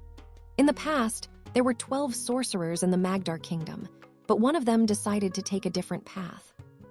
The 12th sorcerer was none other than the necromancer we fought, who wished to achieve greater powers by any means necessary. We have read his diary and know how much he hated the Council of Sorcerers for being too narrow-minded on possible paths that they could take to gain power. Ethan paused for a bit before continuing his story. It was there where we met Princess Ramona, who was the 12th princess of the Magdar Kingdom, Ethan said, with a smile, feeling nostalgic. She was only 11 years old, but her magical power was the real deal. Princess Ramona's magical reserve was as abundant as Luna's on the nights of the full moon. Luna, who had been listening silently to Ethan's story, was surprised because if what he said was true, it meant that the 11-year-old princess was a true powerhouse, even at a young age. She was truly blessed by the heavens, but this blessing was a curse as well, Ethan narrated. Her siblings envied her, and the sorcerers were busy debating against each other as to who would have the right to become her mentor. While this was happening, the crown prince, who was very worried that his little sister would be selected as the future ruler of their kingdom by their king, planned to assassinate her. The king had many wives, and all of them wished for their child to succeed the position of their husband. Back in those days, there was no concept of queens or empresses. Only one person ruled the land, and his wives were simply there to continue his bloodline. Infighting was normal, and the 11-year-old, who didn't know that her brothers and sisters treated her as a threat to their position, lived a carefree life as the center of everyone's attention. Her father spoiled her, and her mother praised her. For a child, this was simply the height of happiness. Perhaps it was fate. On the day that she was meant to be assassinated, Lily and I bumped into her and ended up being involved in the incident. Naturally, both of us were forced to defend ourselves, as well as the little girl whom we didn't know was a powerful witch at that time. We managed to defeat the assassins and killed them all, but after the incident, we were thought to be spies from the tribes who were planning to destabilize the Magdar Kingdom, bringing it to ruin. "What did you do after?" Chloe asked after Ethan finished drinking from the water flask that she handed over to him. "Did you and Lily get captured by them?" "No," Ethan replied. "The guards of the city managed to encircle us, but Lily simply took out her flying broom, and the two of us flew away together. That was how things were supposed to end, but someone tagged along with us." Chloe, Luna, and Emma looked at Ethan with expectant looks, because they believed that they knew who that person was. "Yes, it was none other than Princess Ramona," Ethan stated. "She reacted out of instinct. The moment the broom was about to fly upward, she jumped and grabbed hold of the handle like a little monkey." The young man couldn't help but chuckle after remembering that scene. Lily almost panicked because we were already a few meters off the ground. Since there was a chance that the little girl might lose her grip and fall, we were forced to take her along with us. Naturally, Princess Ramona's escorts thought that the princess had been kidnapped. The Council of Sorcerers was notified at once, and that was where things got complicated. We didn't know that the one who tagged along with us was a princess at that time, so we didn't think much of it. That was until Princess Ramona introduced herself to us as the 12th princess of the Magdar Kingdom. Lily and I knew that we needed to return her as soon as possible, but she pleaded that we not do that and even asked us to train her how to use magic. Of course, we rejected her proposal and flew back to the city in order to return her to the royal palace. That was when things got pretty dicey. A sigh escaped Ethan's lips before continuing his tale. The Council of Sorcerers was there, waiting for us, and before we could even explain our side, 5 of them started to attack us seriously. Lily and I were both surprised because they didn't hesitate to target their spells at Princess Ramona, with the intention of killing her along with us. The other sorcerers were surprised by the actions of their colleagues, so they immediately joined the battle in order to defend her. Back then, we didn't know that these 5 sorcerers were scheming with the royal princes, who had set their sights on their father's position as king. They promised these sorcerers that if they were to become king, they would grant them the position of royal sorcerer, which was the second highest position in the kingdom of Magdar. This position was so enticing. It would allow them to gain vast swaths of lands and resources, allowing them to continue their arcane research. Although Princess Ramona was a gifted child, some of them were just too greedy to care about her latent potential. After all, a dead genius is no longer a genius. The battle became so intense that the king himself interfered and asked everyone to stand down. To be honest, I didn't expect the king to also be a sorcerer, and it was very obvious that he was the strongest sorcerer there. At least, according to Sebastian. At that exact moment, he heard a chuckle inside his head, which naturally came from Sebastian, who was also listening to his story with great curiosity. His lovers knew about the Guardian of Zentris from his story about the past, but he never told them that Sebastian had also accompanied them to the present. The only one that knew about his existence was Lily. Although the Guardian of Zentris didn't forbid Ethan from letting his lovers know that he had returned to the present with them, the young man still decided to not tell this to any of them. It wasn't because he didn't trust his lovers. He just didn't want them to be aware of his existence, at least for the time being. When things settled down, the king of the Magdar kingdom, King Baldur, invited us inside the royal palace for a private talk. It was also there that he told us that the seer of their kingdom had secretly told him about the prophecy of the Tide Bringer appearing in the Magdar kingdom to save the future Ice Empress in her time of peril. I am sorry to involve you in the infighting of our family, but I would like to ask you a favor, Tide Bringer, King Baldur said. Please train Ramona in the ways of magic. I'm sorry, but I can't teach her magic, Ethan replied. You will be greatly compensated for your troubles. King Baldur raised his hand. Suddenly, a silver trident entered the room through the window, which the king caught in a firm hold. This trident is made from magical silver, a truly rare metal that the founder of the Magdar kingdom discovered during his prime, King Baldur explained. Just like everyone in the lands of Alastair, he worshipped the Tide Bringer and even crafted a trident in honor of him. The name of this trident is Lightbringer. Once its power is activated, it will emit a faint light, imbuing itself with holy property, which is very effective against evil creatures. I'm sure that there will come a time when you can put it to good use. The king didn't even wait for Ethan to say anything, and practically shoved the weapon in his hands. The young man wanted to return it, but the trident activated and bound itself to Ethan, making him its sole owner. This is not the only thing that I will give you once Ramona returns to our kingdom after her training. Precious gems, metals, and of course, gold will be awarded to you as well. I promise you that you will not be disappointed. Just as Ethan was about to answer, Lily tugged on his clothes before whispering in his ear. Just accept it, Lily replied. I think the king wants his daughter to temporarily leave the Magdar kingdom to keep her safe. Also, I can teach her a few things about using ice magic. This is a win-win for us. In the end, I agreed because of what Lily told me, Ethan said. We left the Magdar kingdom to return to the allied tribes, but just as we expected, the sorcerers used a tracking spell to follow us until we arrived in the city of Zentris.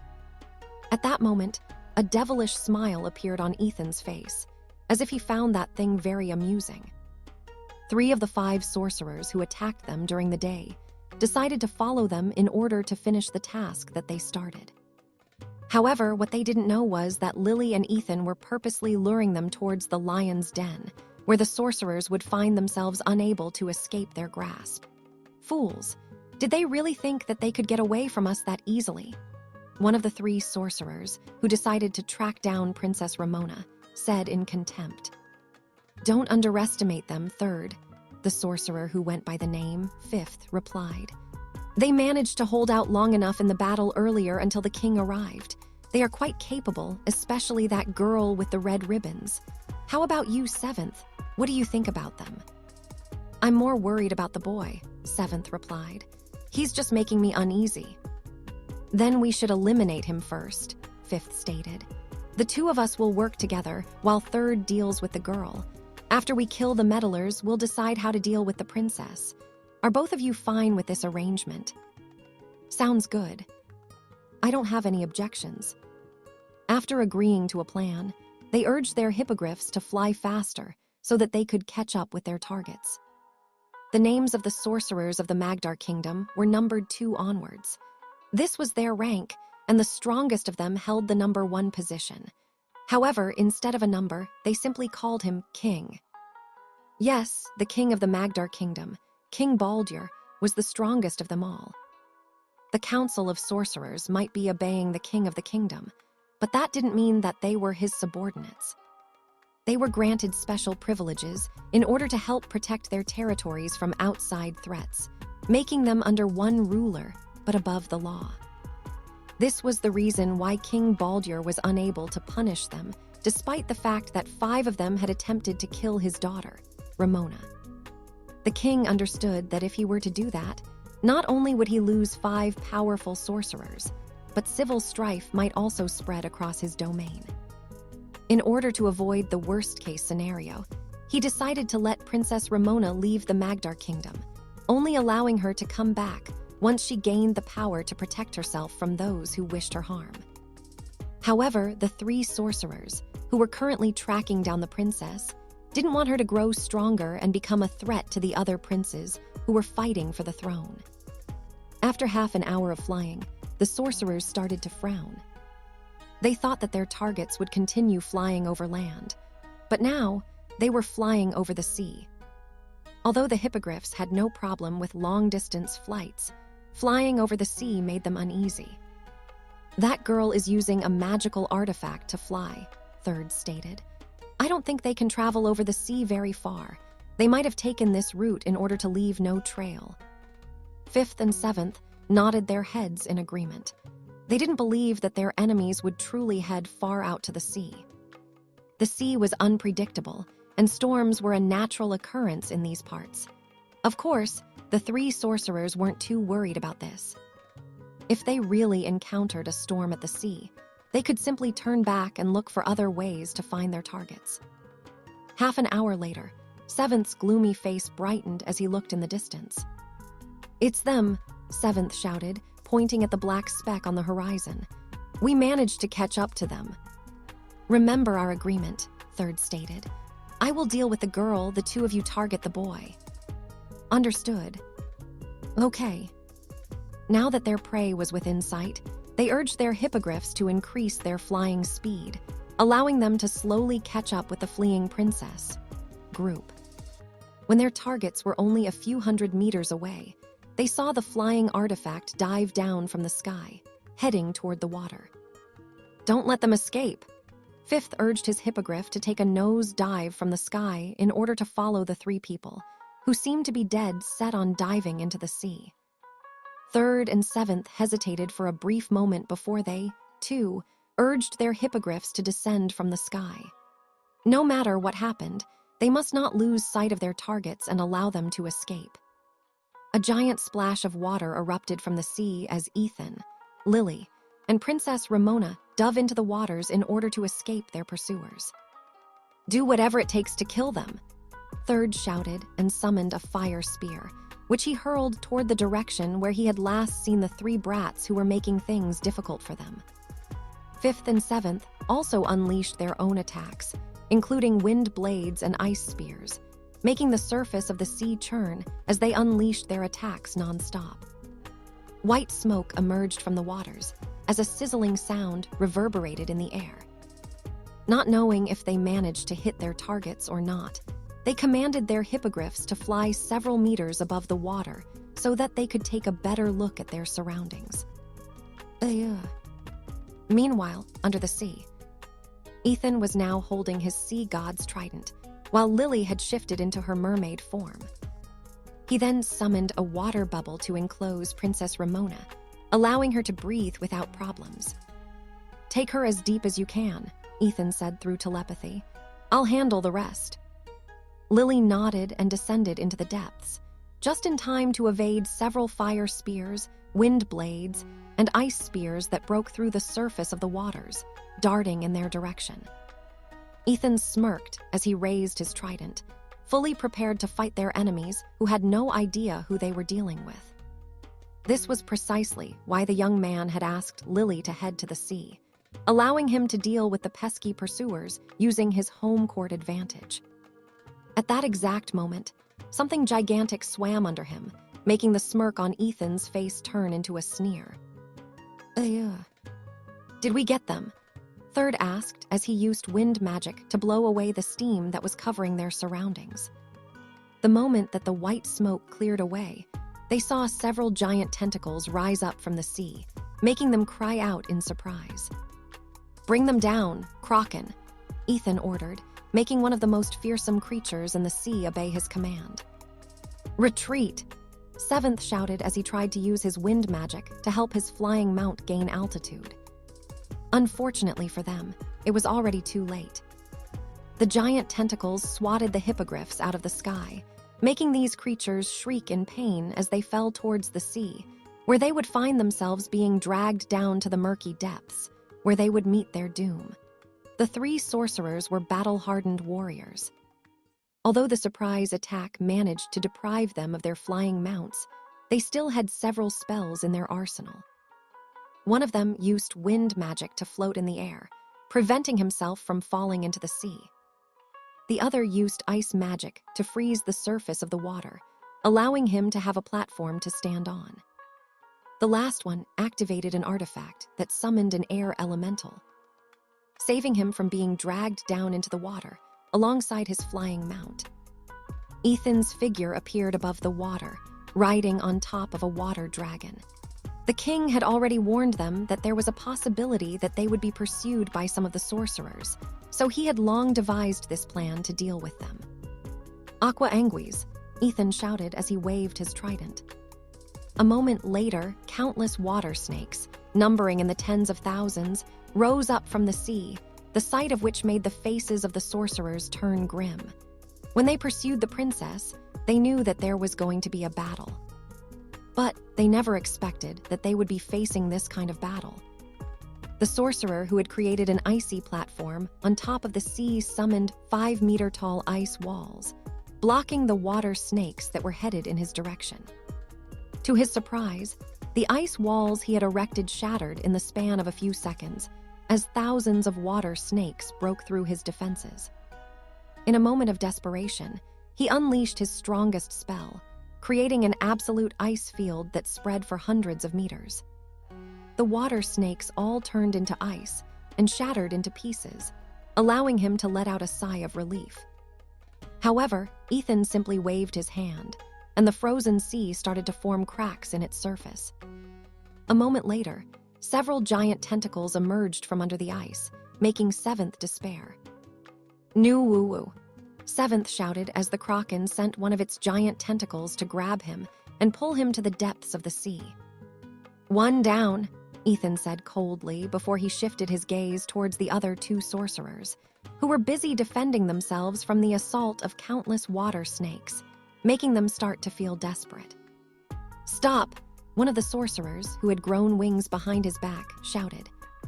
While he had gained the ability to fly, the flying artifact had certain restrictions, only allowing him to fly 6 meters above sea level. Simply put, he couldn't rise to enough altitude to escape the countless water snakes, whose numbers were still steadily increasing. "We were in the wrong," Third shouted. "We will compensate you, just don't kill us." "That's right," Fifth joined his colleague in trying to convince the young man to show mercy.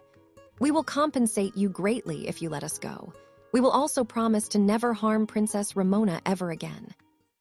Both sorcerers were desperate to find a way out of their deadly situation. Because of this, they decided to negotiate with Ethan and promise him great rewards as long as he would allow them to leave. Of course, once they returned to safety, they planned to do everything in their power to have their revenge, making sure to fight the young man away from the sea, where he had an overwhelming advantage. But for now, they were willing to promise him anything as long as it would give them a chance to survive. Instead of stopping his attacks, Ethan further increased the amount of water snakes, making the two sorcerers curse him, his father, his mother, as well as the 7 generations of his family. The young man was no longer an innocent, ignorant, and gullible child who would be swayed by such words. After experiencing a war several months ago, he was now very sensitive when it came to the killing intent of people who targeted him. Because of this, he was certain that the sorcerers attacked them with the intention to kill. Since that was the case, he wouldn't show mercy to these fools who thought that they could bully the 3 of them just because they were young. Although the sorcerers fought valiantly, they were simply no match against the tide bringer at sea. At that time, Ethan was still learning how to properly wield the power of his legacy, but his current mastery was enough to deal with the sorcerers who had stepped inside his domain. The 2 sorcerers were eventually defeated by Ethan's swarm tactics, beaten black and blue until they lost consciousness. King Baldur had asked him to spare the lives of the sorcerers since they still played an important role in his kingdom. In return, he would be generously compensated by the king. Of course, Ethan wouldn't turn down such an offer, so he readily accepted this condition. After making sure that the 2 sorcerers had truly fallen unconscious, he trapped them in a dome of water before calling for Lily from under the sea, asking her to freeze them. As for the sorcerer who wielded ice magic, Ethan didn't hesitate to break his arms and legs, preventing him from using his magic and other magical artifacts. They then returned to the city of Zentris, using the sea route just in case some other sorcerers decided to come after them as well. When they arrived at the city, Sebastian dealt them the final blow by forcing them to become Princess Ramona's slaves, making them forever loyal to her. Princess Ramona was a good student, so Lily had fun teaching her ice magic, Ethan said, before throwing another log on the campfire, making sure that the flames continued to burn brightly through the night. Although we regret not seeing her become the queen of the Magdar kingdom, we believed that she would have been a wise ruler who truly cared for her people. You didn't know if she became queen? Chloe asked. Ethan shook his head. When the time came that we could finally return to the present, the only thing on our mind was to get back home as soon as possible. Although it is regrettable, if there is an opportunity to visit the Magdar kingdom in the future, I'll be sure to go to see what became of Princess Ramona after she returned to her kingdom. There was a faint smile on Ethan's face as he thought of the little girl, who made a lasting impression on him. She even made such a silly promise. Ethan thought of the day when the little girl clung to him and Lily, with tears streaming down her eyes, as she asked them to stay in the lands of Alastor and no longer return to their own time period. Of course, Ethan and Lily didn't budge, making the little girl cry for an entire night. The next day, she decided to return to the Magdar kingdom because she didn't want to be there when the 2 of them finally left. But before Princess Ramona departed, she promised Ethan one thing. Ethan didn't take her promise seriously because, for him, what she said was quite impossible to achieve. However, he still nodded his head because he knew that if he refused to acknowledge the princess' words, she would throw a tantrum and maybe, just maybe, attack Ethan with everything she had, which would have been a very scary thing to deal with. The young man wasn't exaggerating when he said that Princess Ramona's magical power was just as powerful as Luna's during the night of the full moon. He didn't know if there were other magicians who had the same power as her in the past, but if there were, they would certainly become the leaders of their own eras. What was the promise that she made you back then? Luna asked in a curious tone. That's right, Chloe commented. Don't leave us hanging, spill the beans. Even Emma, Lilith, and Selene perked their ears up while waiting for Ethan's answer. That's a secret, Ethan replied firmly. Also, it is only the willful wish of an 11-year-old child who lived hundreds of years ago. It is impossible to fulfill. Before I forget, don't bother asking Lily about this. She doesn't know, and even if she knew, she wouldn't tell any of you. Chloe pouted because her curiosity wasn't sated. However, she decided to no longer insist on the topic and simply asked Ethan to tell them more stories about his adventures in the past that he hadn't shared with anyone. The young man was more than happy to comply and told them more of his and Lily's adventures until the longest night of the year finally gave way to a new day. Lily slowly opened her eyes and then looked at the sun that was rising in the east. She had been keeping vigil the entire night, along with her entire family and the rest of her tribe. One by one, the people on the ground started to stir, as they too looked at the sun, whose light had descended to signal the start of a new day. As she was sitting cross-legged on the peak of the mountain, Lily was able to see her tribesmen who numbered in the thousands. Although everyone had stayed awake the whole night, none of them felt tired, which was expected of her people. "I felt it, Ethan," Lily thought as she stared at the northeast where her lover was. "Thank you for keeping your promise." The young lady didn't tell Ethan that their race had a special ability. Regardless of the distance, they could tell where their mate was.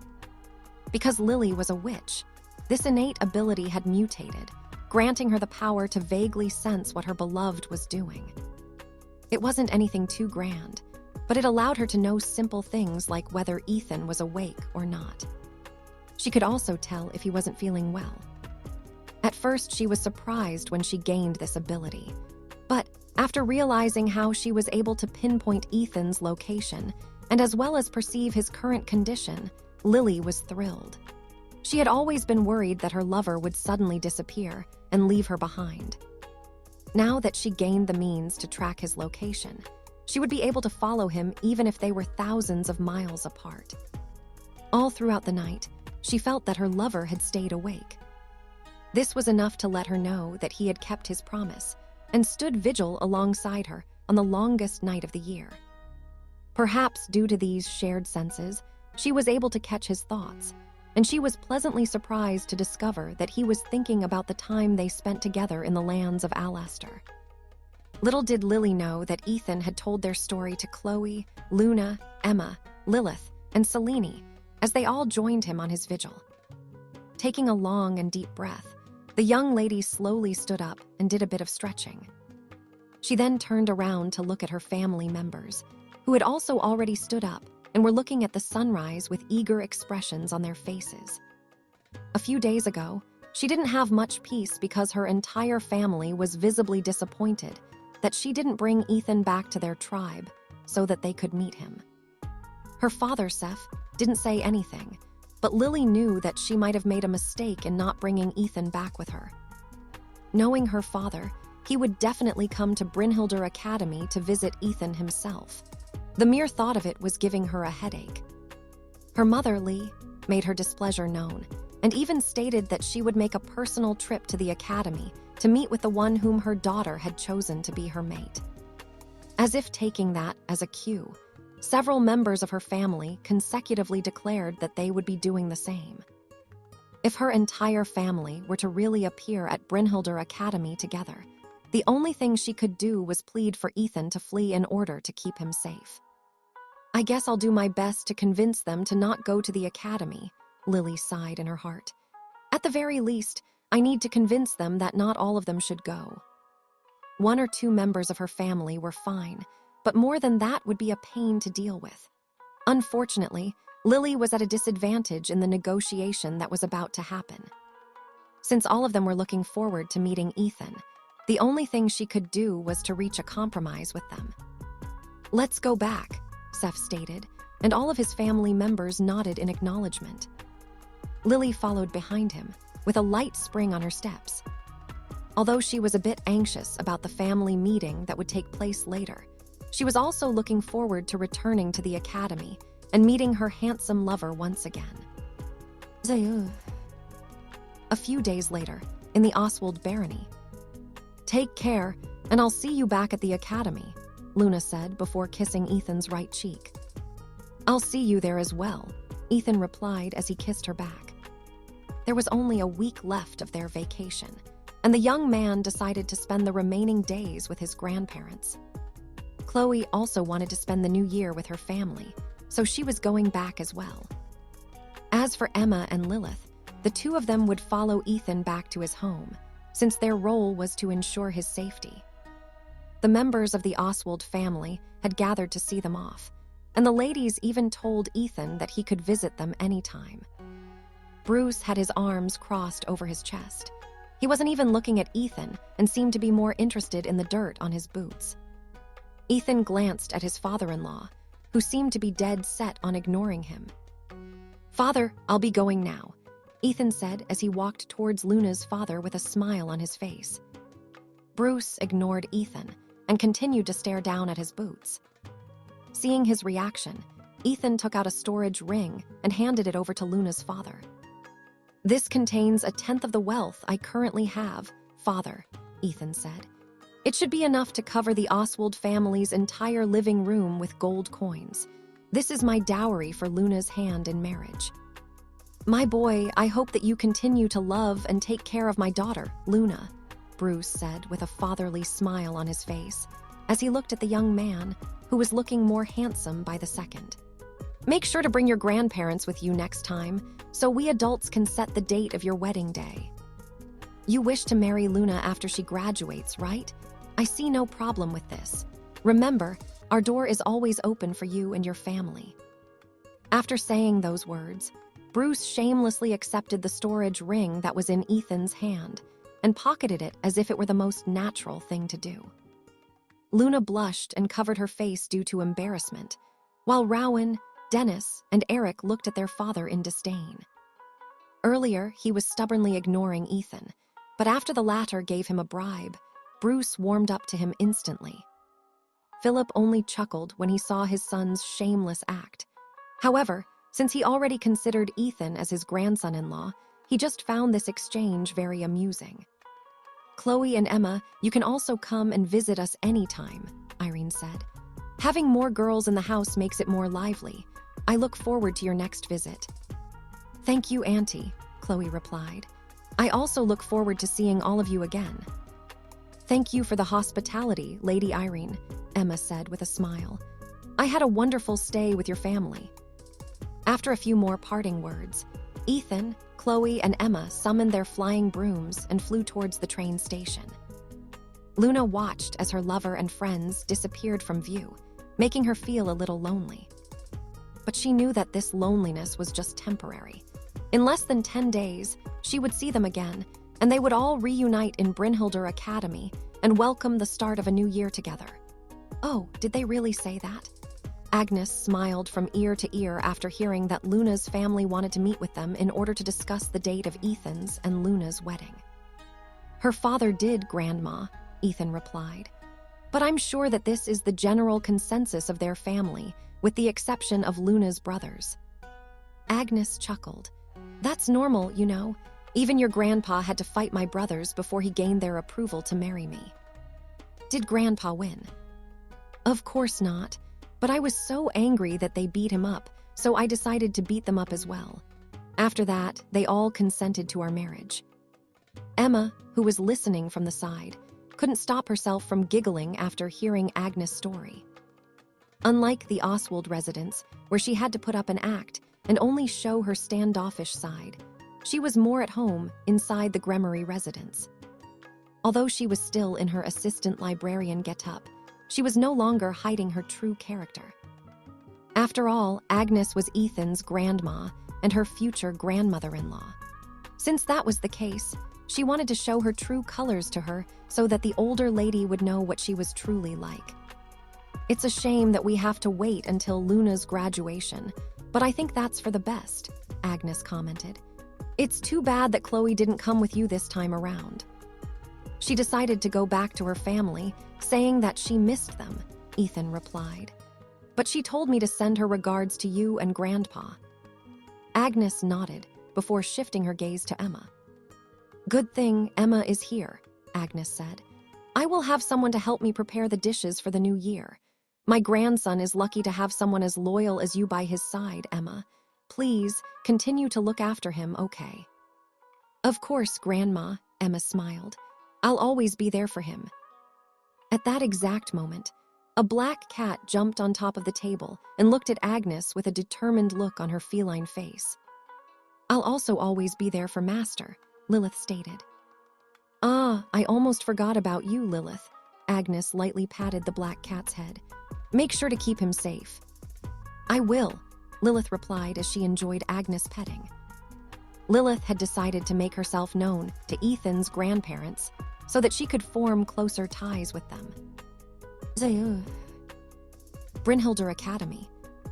Professor Reinhardt took a casual stroll around the academy that was almost bereft of its students. Although the majority had returned home for the winter break, there were still several students left in the academy because they didn't feel like going back. Some of them didn't have good relationships with their families, while others had no homes to return to. As such, they decided to spend the winter break at Brynhilder Academy, patiently waiting for their friends to return when the break was over. Several of the professors had also returned to their families, leaving only a handful behind. When he arrived at the training ground, he found Henry sparring with Professor Lionel, who was also Ethan's martial arts instructor. The head prefect of Dud Manor had awakened from his coma 2 weeks ago. Since then, he had been training in preparation for gaining the recognition of the legacy that he recently acquired during their expedition at Nightfall Academy. After facing off against the 10-meter bronze giant, Henry had a general understanding of how strong it was. Since he wasn't able to defeat it, he still hadn't assimilated with the legacy called He Who Slays Giants, which was very compatible with his fighting style. Professor Reinhardt was also very supportive of Henry, granting him free access to the facilities that would allow the young man to train, which would help him gain the power of his legacy. Henry was recognized as the strongest student in Brynhilder Academy. He was referred to as the Mage Slayer, for he was the bane of wizards and witches. "We'll end it here today, Henry," Professor Lionel said with a smile. "Your improvement is astonishing, but there is still plenty of room for improvement." "Thank you, Professor." Henry gave Professor Lionel a respectful bow, making the latter chuckle. "I see that you are here, Headmaster, out for a walk." "Yes," Professor Reinhardt replied, "just doing my usual rounds." "Good afternoon, Headmaster," Henry greeted. "Good afternoon, Henry," Professor Reinhardt nodded. "When do you plan to gain the acceptance of your legacy?" Henry pondered for a bit before giving his answer. "I'll wait until the students of Dud Manor return," Henry answered. "I don't know if I'll end up in a coma again after failing to pass the trial. It will be best if George or Ethan is around to cover for me while I'm out of commission." Professor Lionel patted Henry's shoulder. "Your trial hasn't even started, and you're already thinking of failing. This isn't the right mindset, Henry." "Professor Lionel is right," Professor Reinhardt stated. "You mustn't think of failing. Just think of it as another hurdle that you need to overcome." The headmaster of Brynhilder Academy then gave Henry a mischievous smile before saying the rest of his thoughts. "Didn't you already manage to overcome one of the biggest hurdles of your life?" Professor Reinhardt asked in a teasing tone. "The Campbell family allowed their precious daughter to become your fiancée. Since you managed to convince that stubborn Earl to give up his daughter, then you can certainly overcome the legacy trial as well. Remember this, Henry, failing is not something to be ashamed of, because it is through failure that we learn." A flash of determination appeared in Henry's eyes. It was as if the haze that had been clouding his head had disappeared after hearing Professor Reinhardt's words. Before he was able to convince his fiancée's family that he was worthy of her, he had to go through a lot, even risking his life several times in order to get to where he was now. Professor Reinhardt was right. The legacy trial was just another hurdle that he would have to overcome in order to accomplish his goals in life. "Thank you, Professor," Henry bowed. "I was feeling insecure after being defeated by the bronze giant. Now I finally know what to do." Professor Reinhardt nodded and patted Henry's shoulder. "I look forward to the good news." After saying those words, Professor Reinhardt left the training grounds and continued to take a stroll around the academy, whistling a happy tune. "Take care, and always eat your meals on time." Agnes hugged her grandson tightly. "Also, be nice to all of your lovers. You still haven't brought Lily here yet, so make sure to bring her next time." "Understood, Grandma," Ethan replied. "I'll bring her here next time." "Good," Agnes nodded before shifting her attention to Emma and Lilith. I know that both of you will do your best to protect my grandson, but make sure to protect yourselves as well. He may not look like it, but he treasures those close to him very much. He will be sad if anything happens to the two of you. Emma smiled before nodding her head. Understood, Grandma. I'll protect myself well for Ethan's sake. I'll do my best as well, Lilith replied. After saying their goodbyes, the three of them climbed into the carriage that was being coached by his grandfather, Benjamin, who would be driving them to the train station. Take care, my boy, Benjamin said after arriving at their destination. Visit us whenever you can. I will, Grandpa, Ethan nodded. You and Grandma also take good care of yourselves. Benjamin chuckled. Don't underestimate country folks. We're as strong as an ox. Also, I'm still looking forward to holding my great-grandkids. It would be livelier back home if there were some around. Emma, Lilith, both of you take care as well. I'll leave Ethan in your very capable hands. You can count on us, Grandpa. Leave it to me, Grandpa. A few minutes later, they finally reached the station.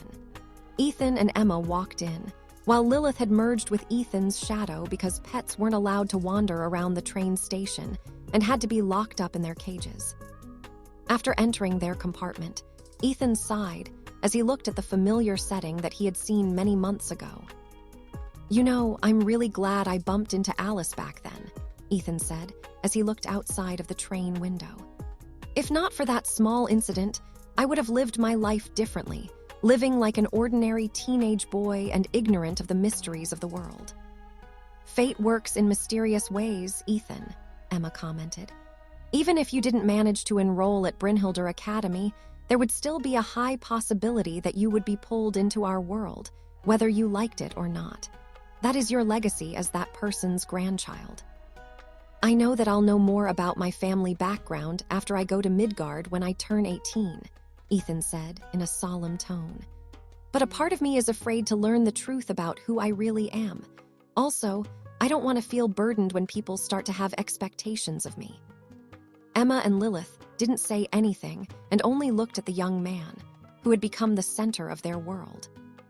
They also didn't want him to feel burdened, so they didn't say anything. Both of them would stand by his side regardless of the choices he would make after coming to learn who he was.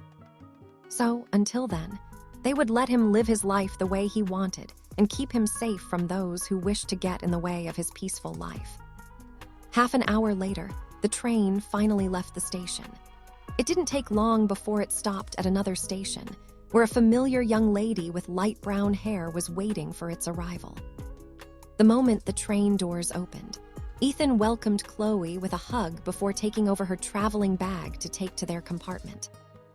How's your family? Ethan asked as soon as Chloe sat beside him. They're doing well, Chloe replied.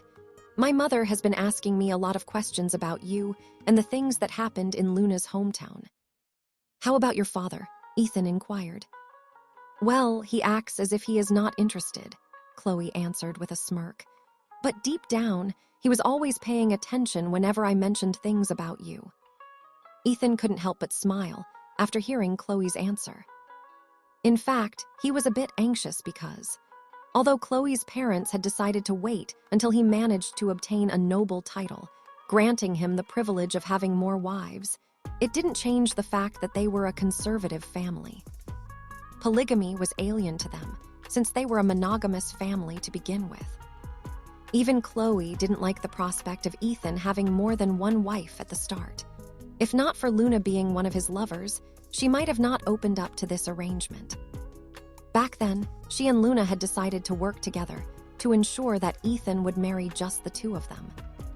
She had already made concessions to share Ethan with her best friend and live a happy life together after they graduated from the academy.